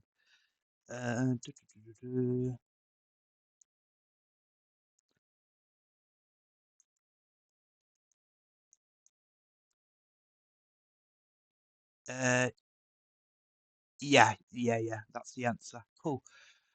Okay, now we got a triangles question.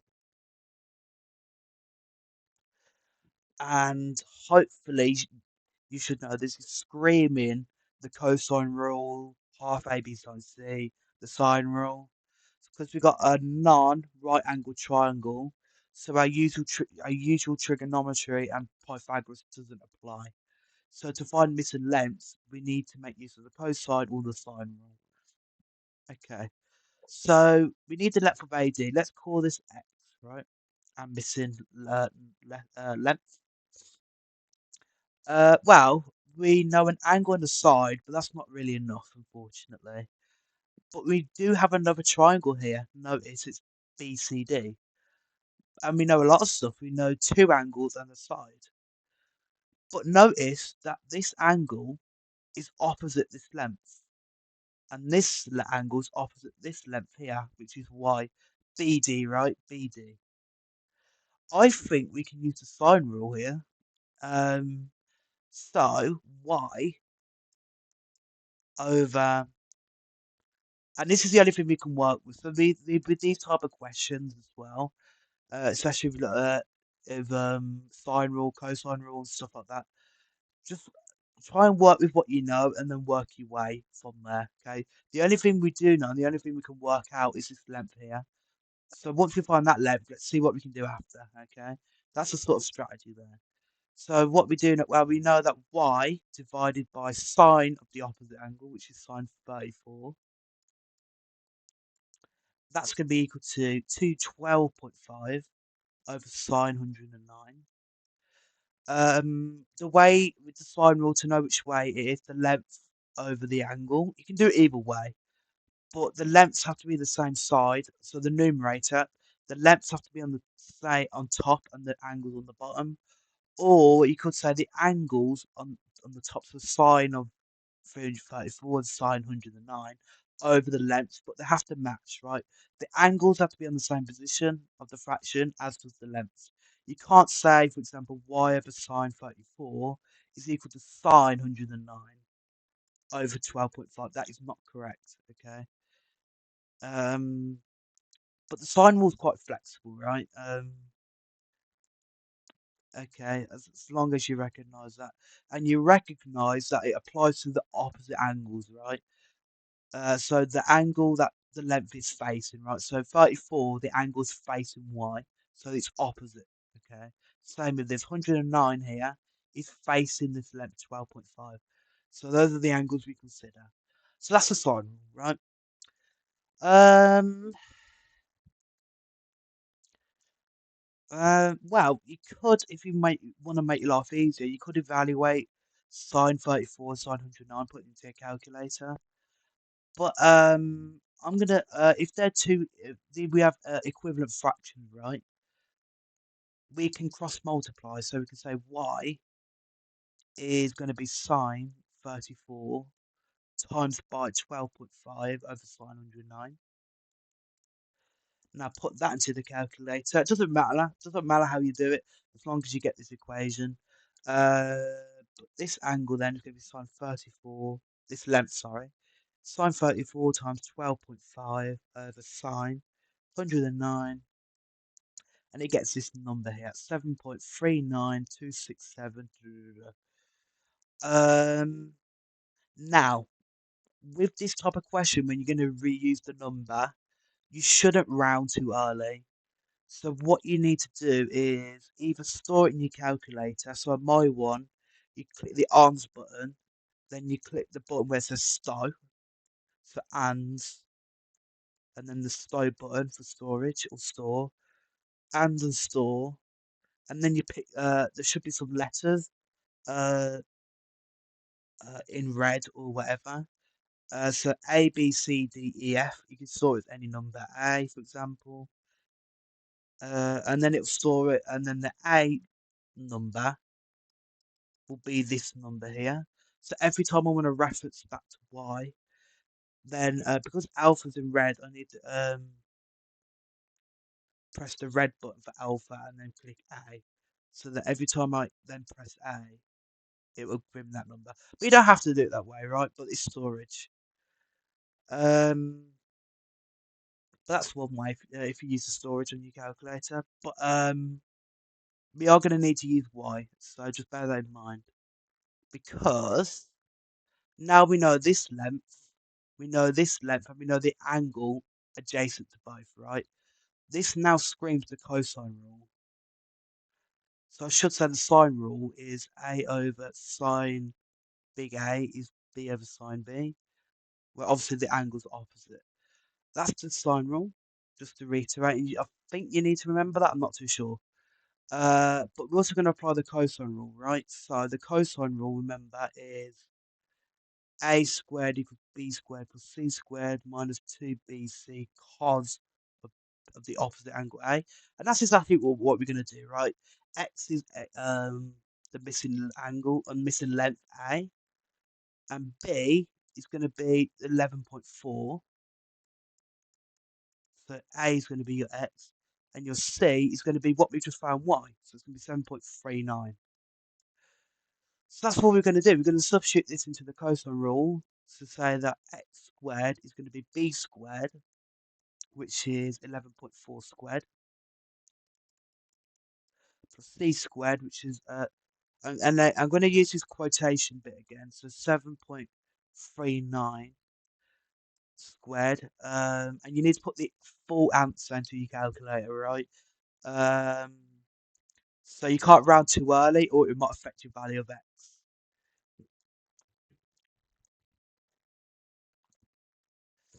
Um, but yeah, so what we're doing is substituting these values into the cosine rule for this triangle here.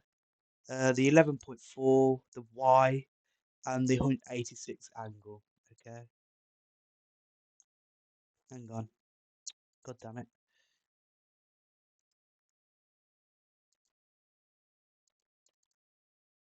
What's going on here? Okay, I don't know what happened there. Okay. Um.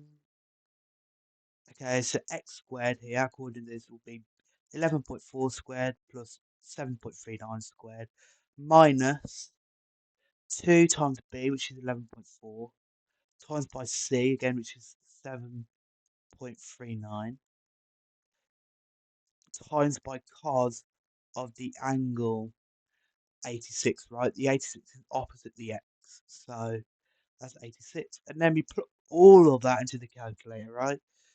Um, So 11.4 squared plus arm squared. Remember the previous answer was actually this. So you can reuse it into here. So we didn't have to do storage, right? But it's a good thing to explain anyway. So the previous answer, that's the arms squared minus 2, 11.4 of arms of cos of 86.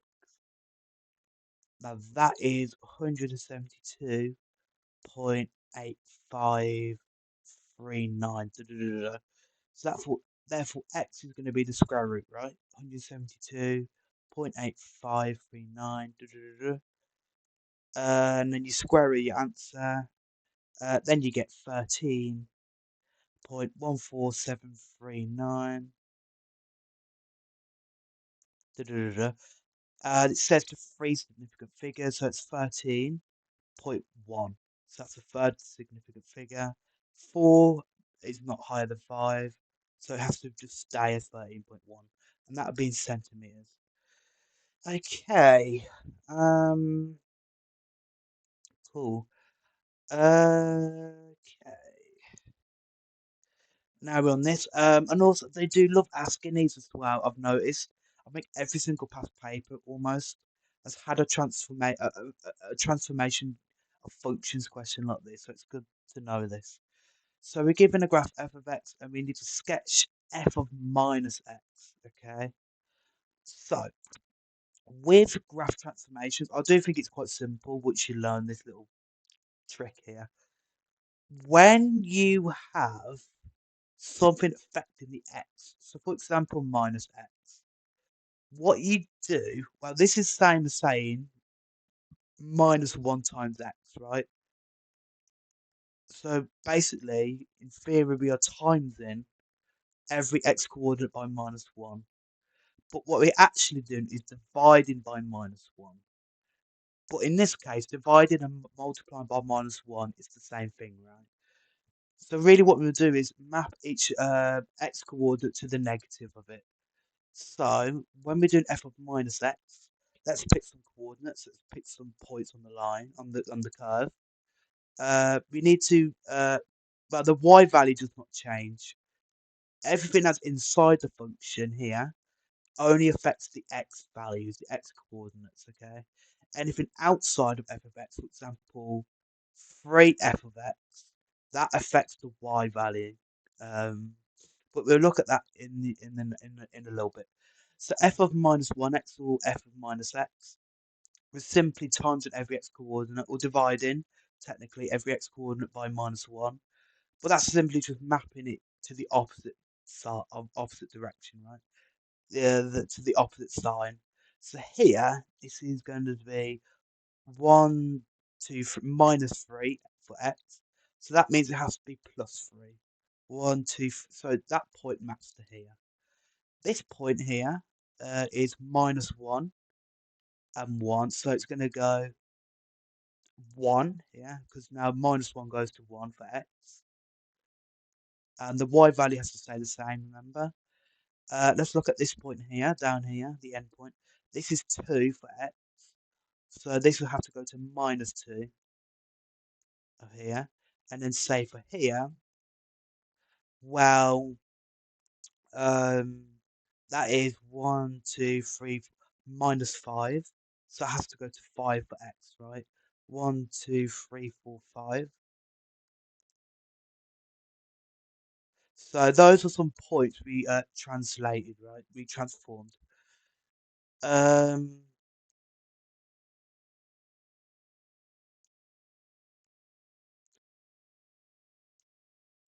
so really what we do need to do is essentially connect these lines together as like that, right? Now, actually, alternatively, how you could have done this was actually when you plotted the first few points, notice that actually we are just reflecting this in the y-axis, this like this function here, because this point goes into the y-axis, so it's been reflected. This point here is been reflected here on the y-axis, same as this point here is being reflected to here. So you can memorize this as a reflection in the y-axis, but actually just quickly check some points. So divide by -1, which obviously is the same as the time divided by -1. Then if you do that with some points, makes it a bit smooth actually. No, actually I don't want to do that now, for God's sake. Let me try and draw that again, just a little bit smoother. There we are. There we go. It's a lot better. If you just plotted the first few points by changing the x sign, right? Because we timed them by -x, so we're flipping the sign.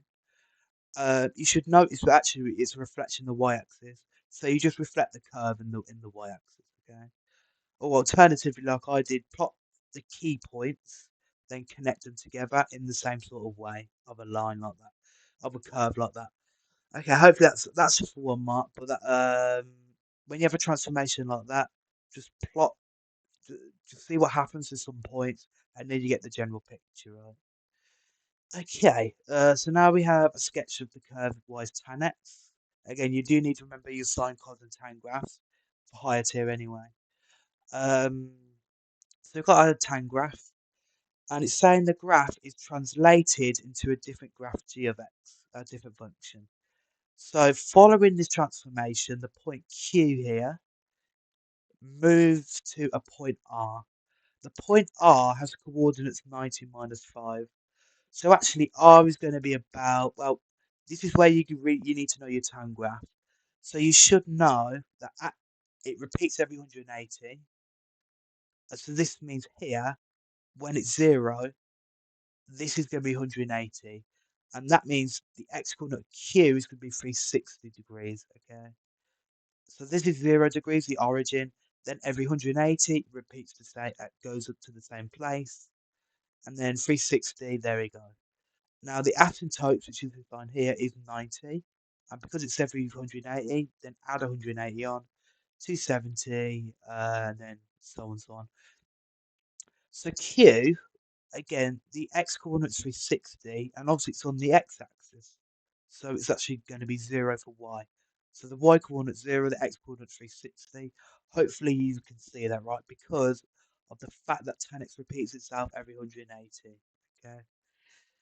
Now Q gets mapped to point R, so this gets mapped to 90 minus 5, and it tells us it's a translation. So remember, translation is we're simply translating by vector A, B, right? So we're adding so we're adding by we're going in the x direction by a certain amount, and in the y direction by a certain amount. So g of x, so 360 to 90. So our vector, how do we go from 360 to 90? That is going to be minus 270, right, degrees. And then y, we're going from 0 to -5. We're doing -5, aren't we? So we have to go to the left by 270 to get to 90 degrees here. And then we go in -5, so it'd be about here for r, right? So we're going down by -1. So the translation vector, or the translation should look like this. But we need to express this as a function. So f of x is obviously tan, but how do we change f of x to this translation here. Now, this is what I said earlier. There's some tricks here. So, you should know that f of x plus a, you are shifting it to the graph to the left by a units, right? So, for example, if we wanted to move this graph to the left by 270, for example, we're going to add 270. Now, with transformations like this, whatever you do to the x part, so inside the function, right? So anything you change to the x coordinate, so for example, x plus 270, you do the opposite. So instead of adding 270, you're subtracting by 270, so you're moving to the left by 270. So to make sure we move to the left, we need to add 270 inside the function. So that ensures that every x point on the original function f of x moves to the left by 270. That's what this does. It does the opposite of what you expect. Okay. Now, but the y coordinate, the y parts outside the function, it does what you expect. Okay. So if we want to move down by 5, we just subtract by 5. Okay. So that's saying our y value goes down by 5 outside. So that is your function here. Now this is g of x.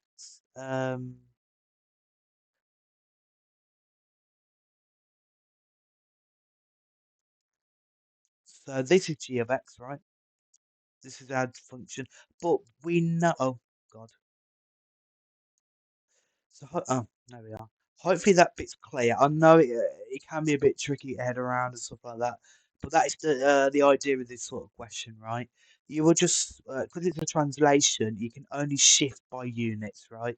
We're not stretching by scale factors. We're not doubling or halving or reflecting anything. Translation, we're simply mapping it by to the left and to down and right by a certain amount by a vector, right? A translation. So we need to go back 270 to the left. So that means we add 270 to do the opposite. And then we need to minus 5 by going down.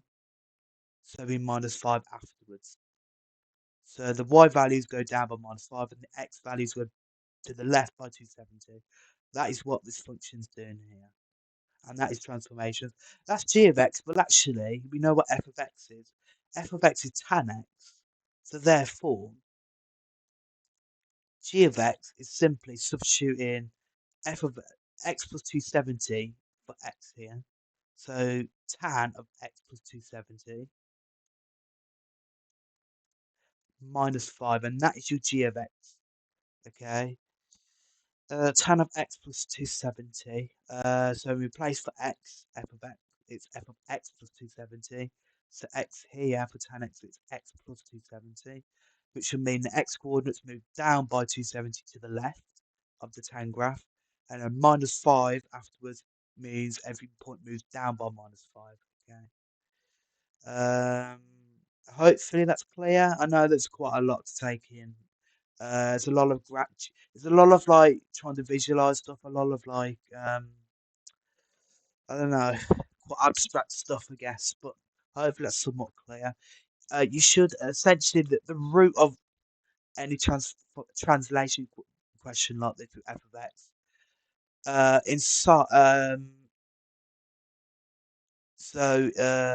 You do the opposite. So if we have, for example, f of a half x, you'd want to double x, right? Or times by 2. So times 2. The x coordinates, right? So everything inside f affects the x, right?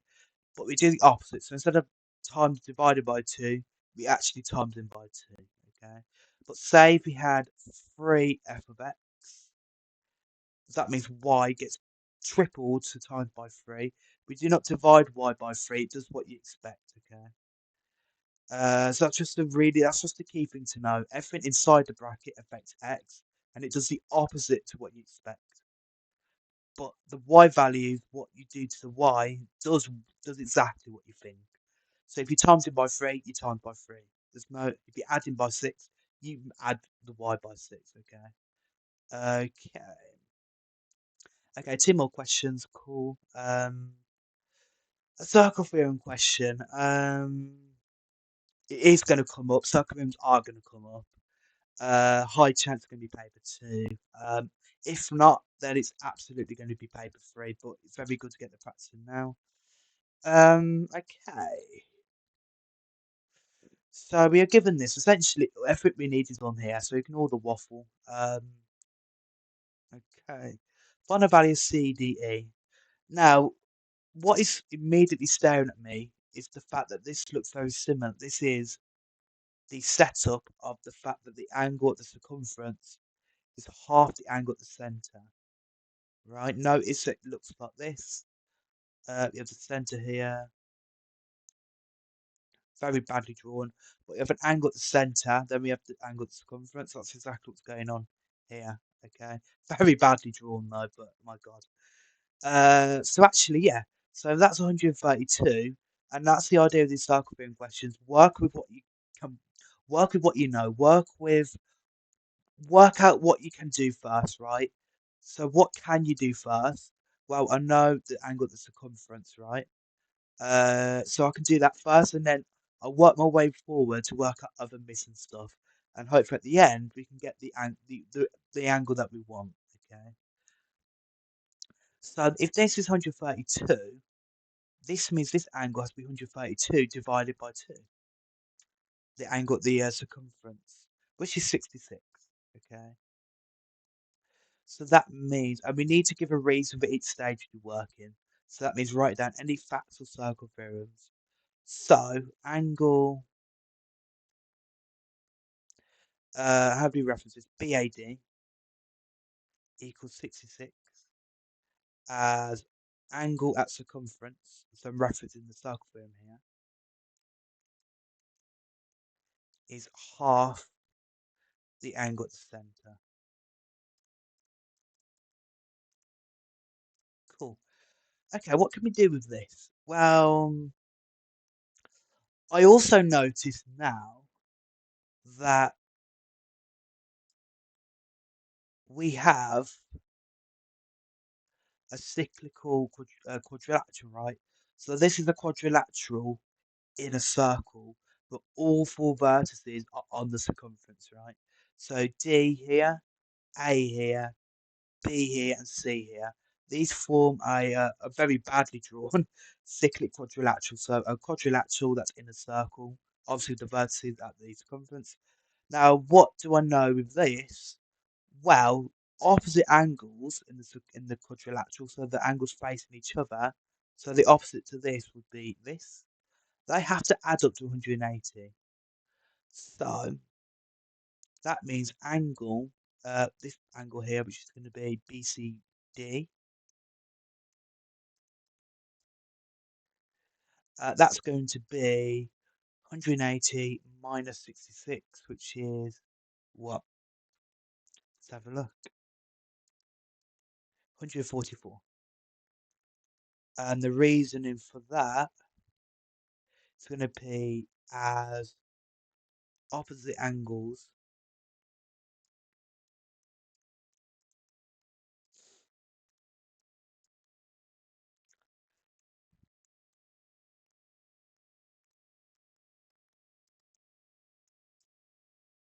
add up to 180. Okay. Um, and really, you should know it's going to be a cyclic quadrilateral because it's clearly we've got like a quadrilateral here, haven't we? So yeah, and another strategy with these circle theorems is just note down what the circle theorems you know. So you should know angle at center 1, at angle center circumference that we just used. Obviously, just roughly noting it. That's one of them. You should know again the angle, opposite angle. Sorry. So opposite angles in a cyclic quadrilateral, which we use. You should also know angle in a semicircle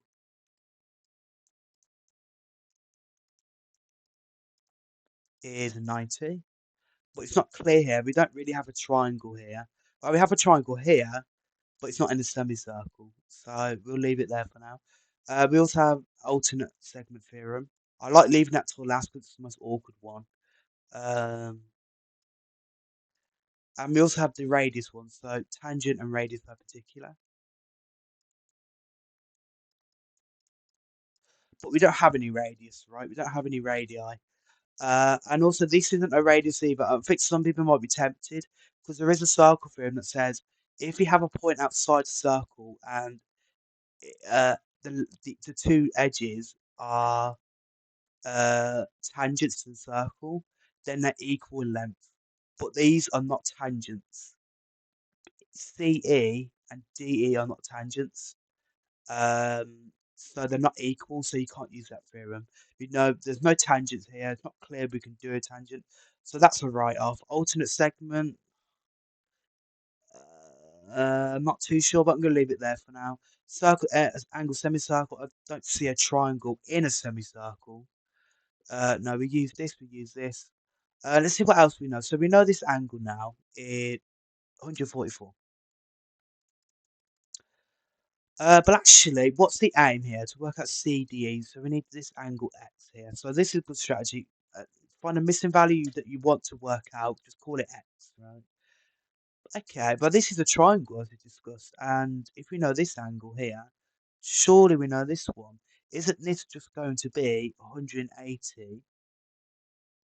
So angle DCE, isn't that going to be 180 minus 144, which is 36, right? And that is because they're on the line, right? They're on the line BCE. So 144, add this angle here, has to be 80, 180. So that means 180 take away 144 leaves us with 36.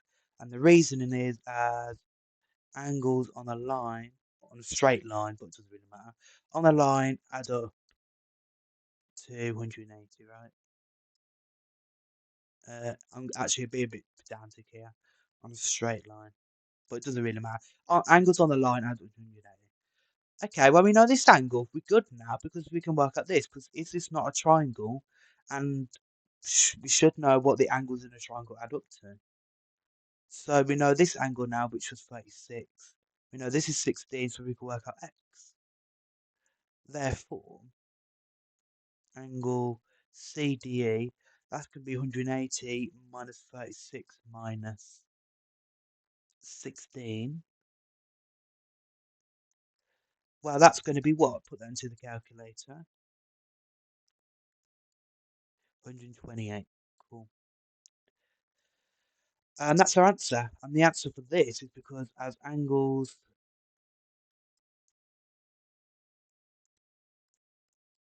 in a triangle add up to 180, right? And yeah, that's our answer. So that's the angle CDE. That's what asks us to work out this x. And yeah, that's it for 4 marks. That's the idea of the circle theorem questions. Try and go one by one to what circle theorem you can apply. Usually, like I said, there's usually a circle theorem that stares you in the face to help you start off, right? So here, the angle in the centre is was staring me in the face. So I got the angle in the centre, then it all came from there, right? Then I noticed we're in a cyclic quadrilateral. Then I found this angle. Then I noticed on the line. Then I found this one. Then I found the fact that in a triangle. So I found X. Okay. Cool. We're on the final one now. It's the vectors one, and this was the final question on this paper. So I'm keep. This could be a final question, right? Sort of deal. God, get off. Oh, God's sake.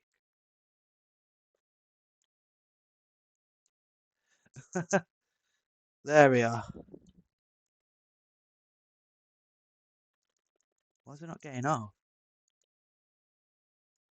Oh my God. There we go. Ah, yeah, yeah. Okay, so we are given a quadrilateral. Um, so we know we can fill in some information, right? We know CD is A.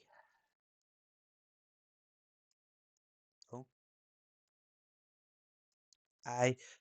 Remember as well, tip with vectors, you do an underline, not an underscore. Yeah, it is underscore. Or underline once to show it's a vector, right? Because it's in bold. Obviously, we can't write in bold in handwriting. So you want to express a vector as an underscore, and you might see it in some questions or some working out. With vectors, an underscore means obviously it's a vector and not just the letter A. Anyway, so CD A, so that's this point here, has a direction. Now the direction matters as well. What this is saying is if we're going from point C to point D, and that's what this arrow means, right? Going from C to D. So the arrow matters. So we're strictly going from C to D, which is A.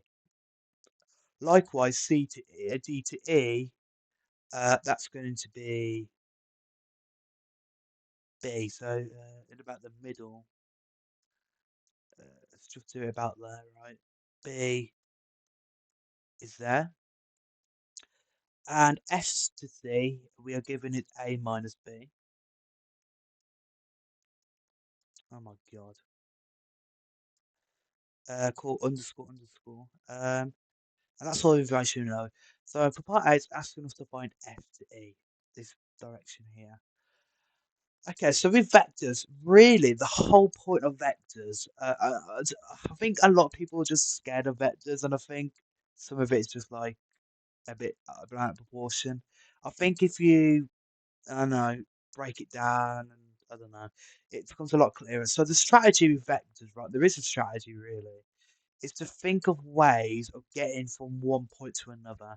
Now we want to go from F to E, but we need to find another way of getting there. So we can use the other vectors to help us. Well, we can go from F to C, can't we? So let's say FE, we can go from F to C, then we can go from C to D, plus CD. Then we can go from D to E, and we've arrived, haven't we? So we've gone from F all the way around to go to E. And actually, we know what all three of these vectors are. So F to C is going to be A minus B. Then CD plus A. Then DE is going to be B. And we can simplify this. Well, A plus A is 2A. Then minus B add B to 0. So our answer is 2A. Okay, now this is where it gets interesting. So we have M is the midpoint on DE. So what I do know, because it's a midpoint, this splits DM and ME in half. So no, DE is B. So that means D to M is a half B. And this point here is also a half B, okay? So that means B, oh, the whole length of D is B. We can split this up in two because M is the midpoint. Remember, when M is a midpoint, immediately label and split this up in two. That's what it means, okay? And we also know X is the point on FM, such that FX to XM is n to 1. So, again, uh, people freak out over the ratio stuff over here, but FM is here, right? So, really, we're going X amount from F to X, and then we go another one amount from X to M, okay? But we'll deal with that in a minute, but that's what that means, okay? And we're given CXE is a straight line. So actually, this gives us another way of getting from C to E or C to X, right? Um, okay. Find the value of n. So really, we need to find effectively multiple ways of getting from F to M, or F to X, something like that. Okay. Again, what with what we know. So we know M. CXC is a straight line. So what that means is actually CE. So from C to E, that is going to that's going to be K lots of C to X, and another lots of P lots of X to E. Right. So what that's saying is the C to X is parallel to X to E. They have the same direction, and C to E is parallel to CX and XC, which makes sense because they're all on the same straight line. The straight line has the same gradient, right? So the gradient is kind of like direction. So if they're all on the same line, they have the same sort of direction. So that means they're parallel. Okay. So if we can find CE, then we can say CX or something like that. It's just a multiple of CE. Okay. But we know what C is. We can work out CE because CE is C to D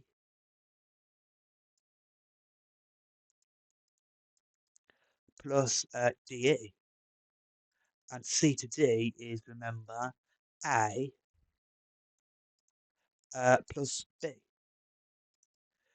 Okay. So that means, well, we have, okay, so we have something for CE, right? So where should we go from here? Um,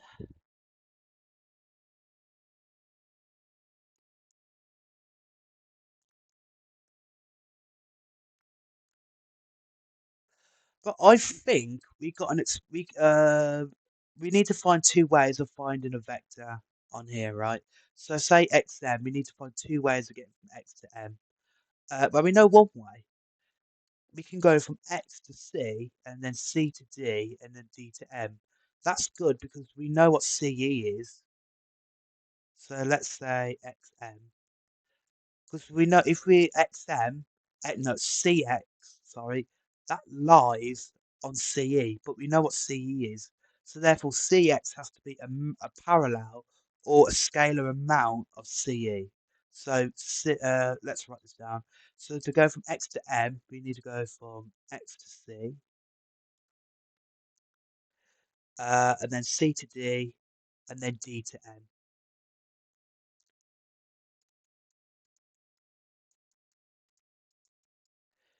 But x to c, well, x to c is minus CE.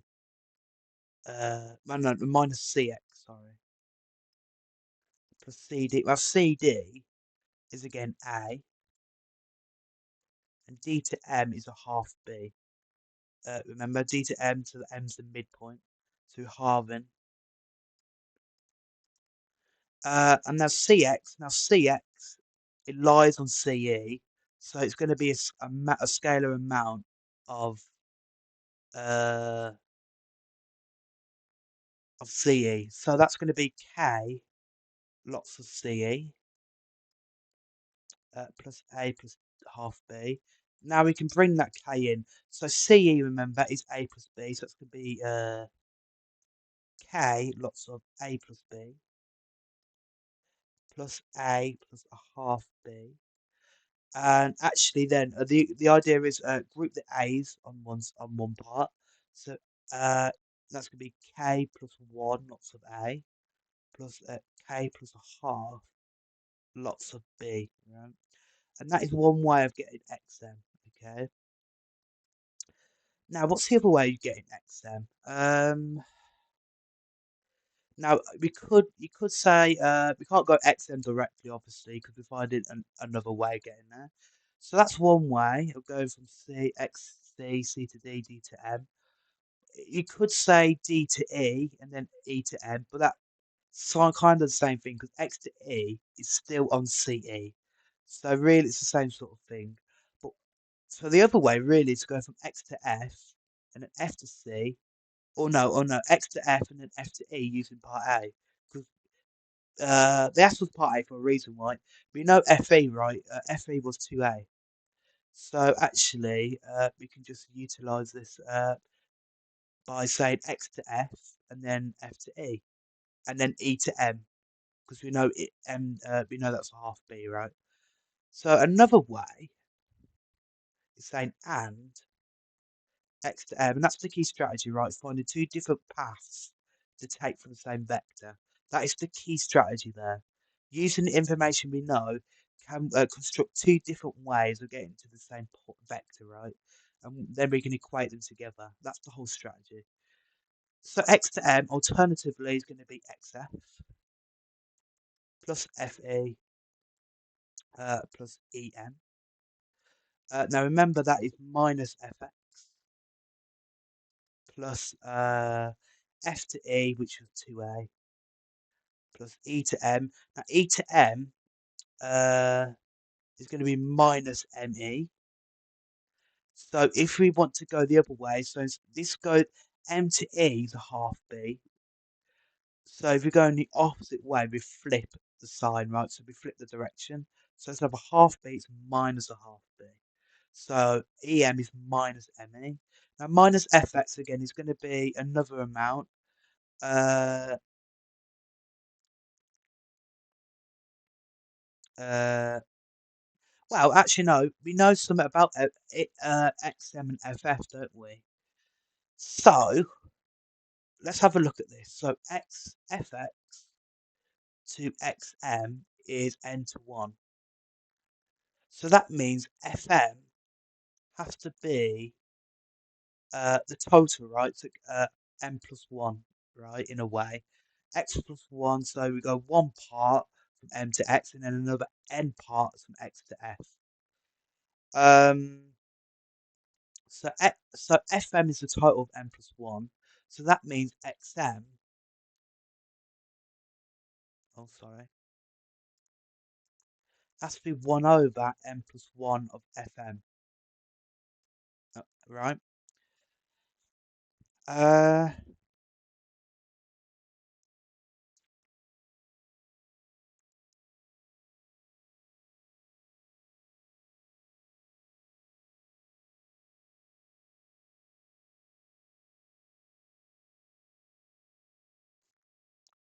uh, yeah, but I think what I'm deliberating is I think I'm going to leave it here, minus fx. Um, so that's going to be minus fx, and then plus 2a, and then minus me, remember, is minus the half b. And I'm going to leave it like this.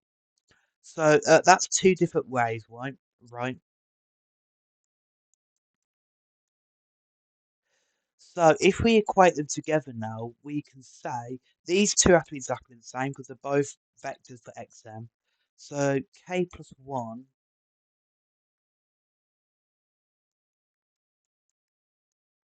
a plus k plus a half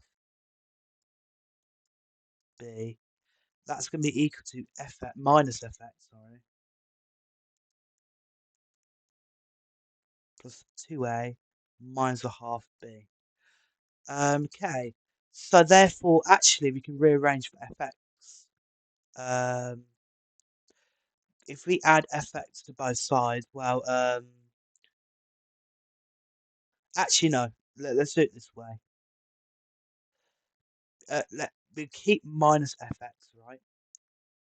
But this is going to, but then we have to move 2a on the left and minus half b on the left. So subtract both sides by 2a. So it's going to be k plus 1 minus 2 lots of a, but 1 minus 2 is simply minus 1. Okay. And then k plus a half b minus, well, add in another half, so k plus a half. Then we add in a half, right? That'd be a half plus a half, which is 1. And that's minus fx. Therefore, fx then, we just times it by minus 1. So you're left with 1 minus k lots of a plus minus 1 minus k lots of b. Okay.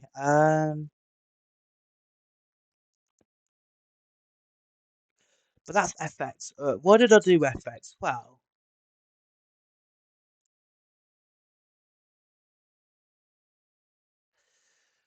uh, well, I don't want to do this part because it's an awkward fraction, but you can do. We also know, actually, if fx to xm is n to 1,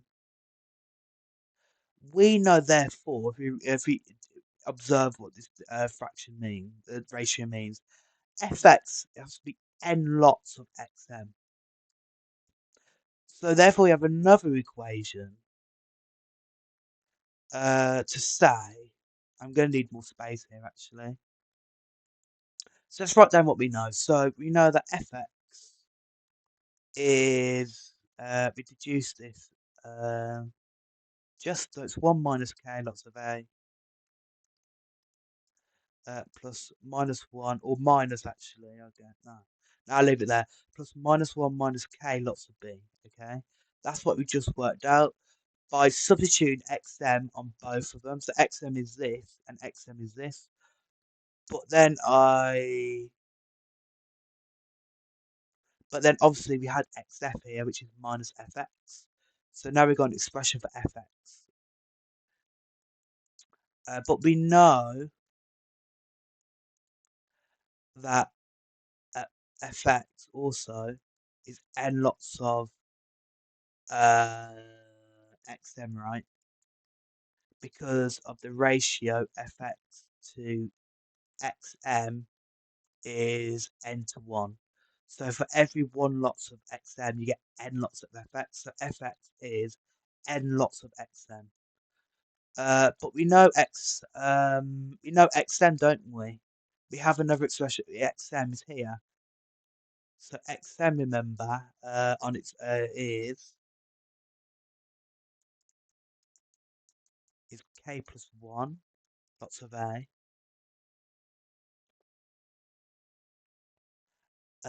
plus k plus a half lots of b. Oh, k is not a vector. K plus a half lots of b. Oh. Now actually we can substitute this into here, right? Into fx. But we also know fx is this. So actually let's firstly say that 1 minus k lots of a is equal plus minus 1 minus k lots of b is equal to n xm. So what I've done there was substitute fx into this equation here. Now I'm going to substitute xm into here. So then I'm going to say 1 minus k lots of a plus minus 1 minus k lots of b. That's going to be equal to n times this. So it's going to be n k plus 1 a plus n of k plus a half b. And actually, I can expand the bracket. So I'm going to say 1 minus k lots of a plus minus 1 minus k lots of b. And then expand n into it. So it's going to be nk plus n lots of a plus nk plus a half n lots of b. So I just times n by into the bracket for the coefficient. Okay. Now we can directly compare. So the a components have to be the same, and so does the b components. So I'm comparing a and b. We have 1 minus k has to be equal to nk plus n. And we also know that's the a component, right? And then the b component has to be minus 1 minus k, has to be nk plus a half n, and that's the b component. Now these are simultaneous equations, but we only need to find n. So I think if we call this equation 1 and equation 2, I think we can add both sides. No, hang on. No, subtract both sides. We want to eliminate the k. So if we do 1 minus 2, so first equation minus second equation, so that means 1 minus minus 1 will go to 2. And then minus k minus minus k, that's plus. So minus k add k goes to 0. So 2 plus 0, that's 2, equals nk minus nk, that goes to 0. Then n minus a half n. So that'll be 2 equals a half n. Okay. That's great. We can solve this. We're done. Because how do we get rid of the half? Well, times by 2.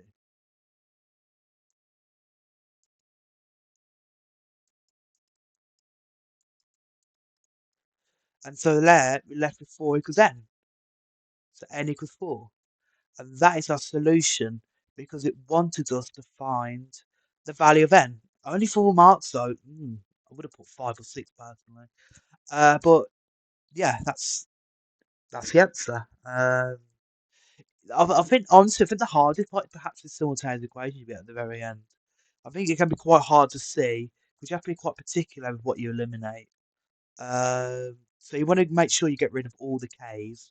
So you need to be very deliberate with what you pick. So you need to subtract one from the other. You don't add them because then you're going to be left with 2 nk. You're going to have k involved and you want to get rid of k to have n on its own. I guess alternatively, I guess you could substitute. You could play it safe and substitute k. So you could say from the first equation, k would be, well, you'd rearrange. So you say nk plus k would be 1 minus n. So then k would be 1 minus n over n plus 1. But then it's very, very finicky, right? If you substitute that into the second equation, you would get a whole mess, right, for n. So I think the easiest way to dealing with that equation is to subtract one from the other to get rid of all the k's. So then you're left with this equation to solve for n. Okay, but that's the whole premise, right? It's a very lengthy question, but it's the final question, so it's going to be nasty.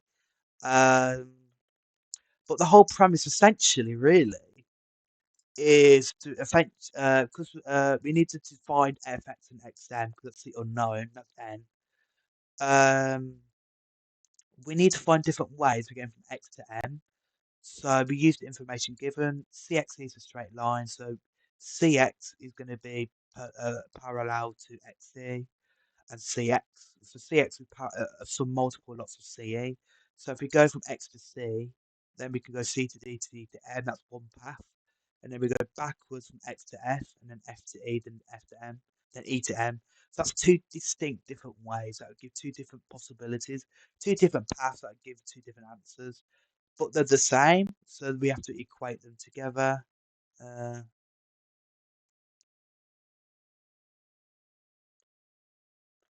Yeah, so they're the same because these represent the two paths. So this is the first path. I'd write that here: first path, and then the second path. And the two paths have to be the same because they give the same vector xm. So we can equate them together, and then actually we get an expression for fx because x to m in this path. Remember the second path. We're going from x to f. Well, that's fx, isn't it? Just opposite way around. So we find an expression for fx. Um, and then once we've got that, we get these equations, right? Uh, fx, that's what is solved. So fx, when you equate xm's together, fx is this. Then we also know this because of the ratio fx to xm is n to 1. So fx is n lots of xm. But we know what xm is because that's one of the paths of xm. That's one of the ways of getting xm. Now we just substitute fx and xm into the equation here, right, together, and then you solve it and solve it for n essentially.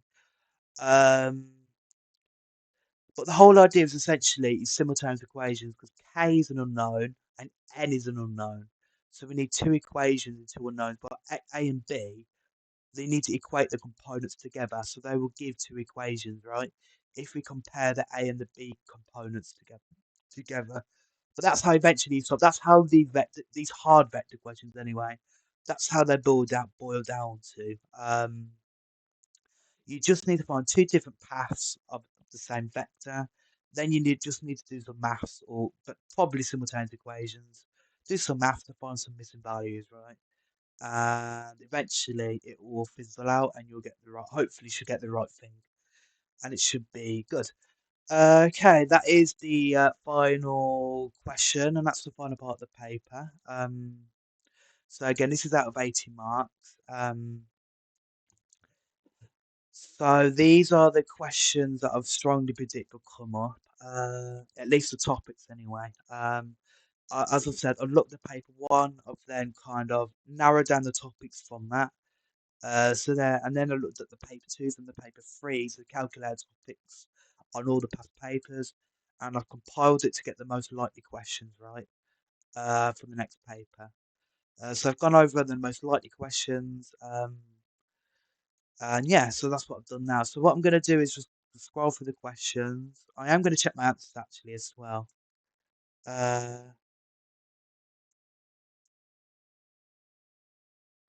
But obviously you can use this to as a, I'm going to zoom out a little bit as well. Oh, it's a bit small. Hopefully you can see that. I want to get the full working in. But obviously, as I said before, you can check where the question comes from. So what paper and the mark scheme. I'm just going to check the answers really quick as well. I think I'm fairly confident, but I might have made a silly error here or there. So if there's any corrections, I'll have a look.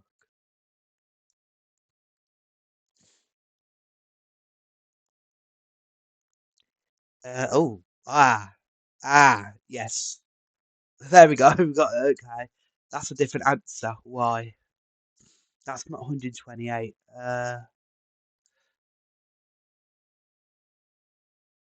100. Oh, it's because I can't. 180. It's because I can't do subtraction. 180 minus 66 is not 104. It's 114.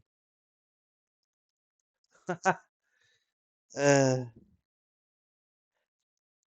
what did I must have put that into the calculator wrong. That's 114. Therefore, 180 minus 114. So DCE. So this is now 114. See, this way you always got to double check your answers, right? So then DCE is 180 minus 114, and that's 66, not 36. And then CDE, as a result, is 180 minus 66, not 36, minus 16, which will get you 98, which is the answer. Cool. So I just used the wrong numbers. I don't know why. I got all the maths right, but I just can't, I can't copy the right answers down, the right numbers. Okay, so that's a correction. That's 98. Okay, I just put the wrong number down for some reason. I don't know why. I don't know. But that's 114, not 144. Okay. Okay, this should be right. Let's see what paper this comes from. Okay. Yeah, that's tan of x plus 270 minus 5. Cool. Uh, and that's yeah, that function looks good. Um,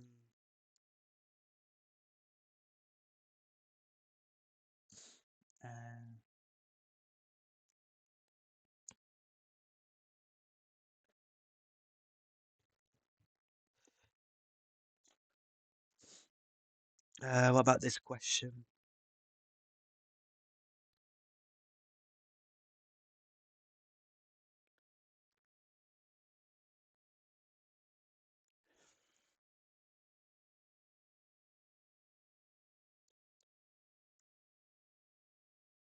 Okay, 13.1. Yes, cool. Okay.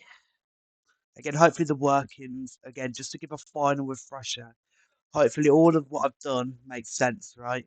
So you should better quickly realise. Yeah, I checked that one, that was right.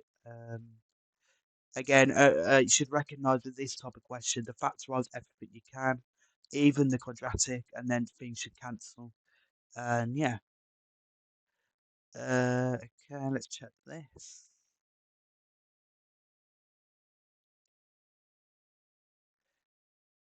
Okay. Yeah, that's the right answer. Cool.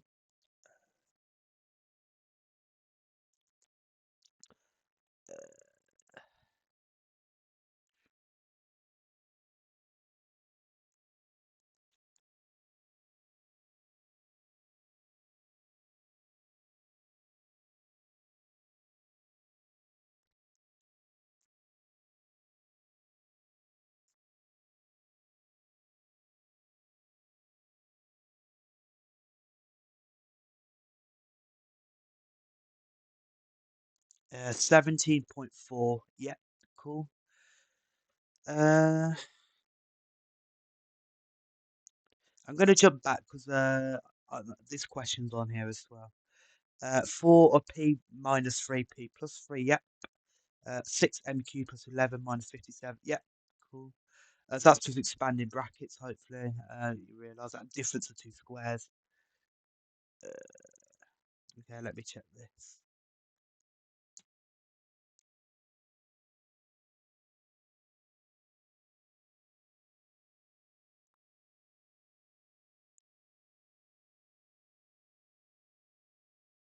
Uh, 3n squared plus 2n plus 5. Cool, yeah. Hang on, I'll be back in just a second. Read through that question. I'll be back in a jiffy.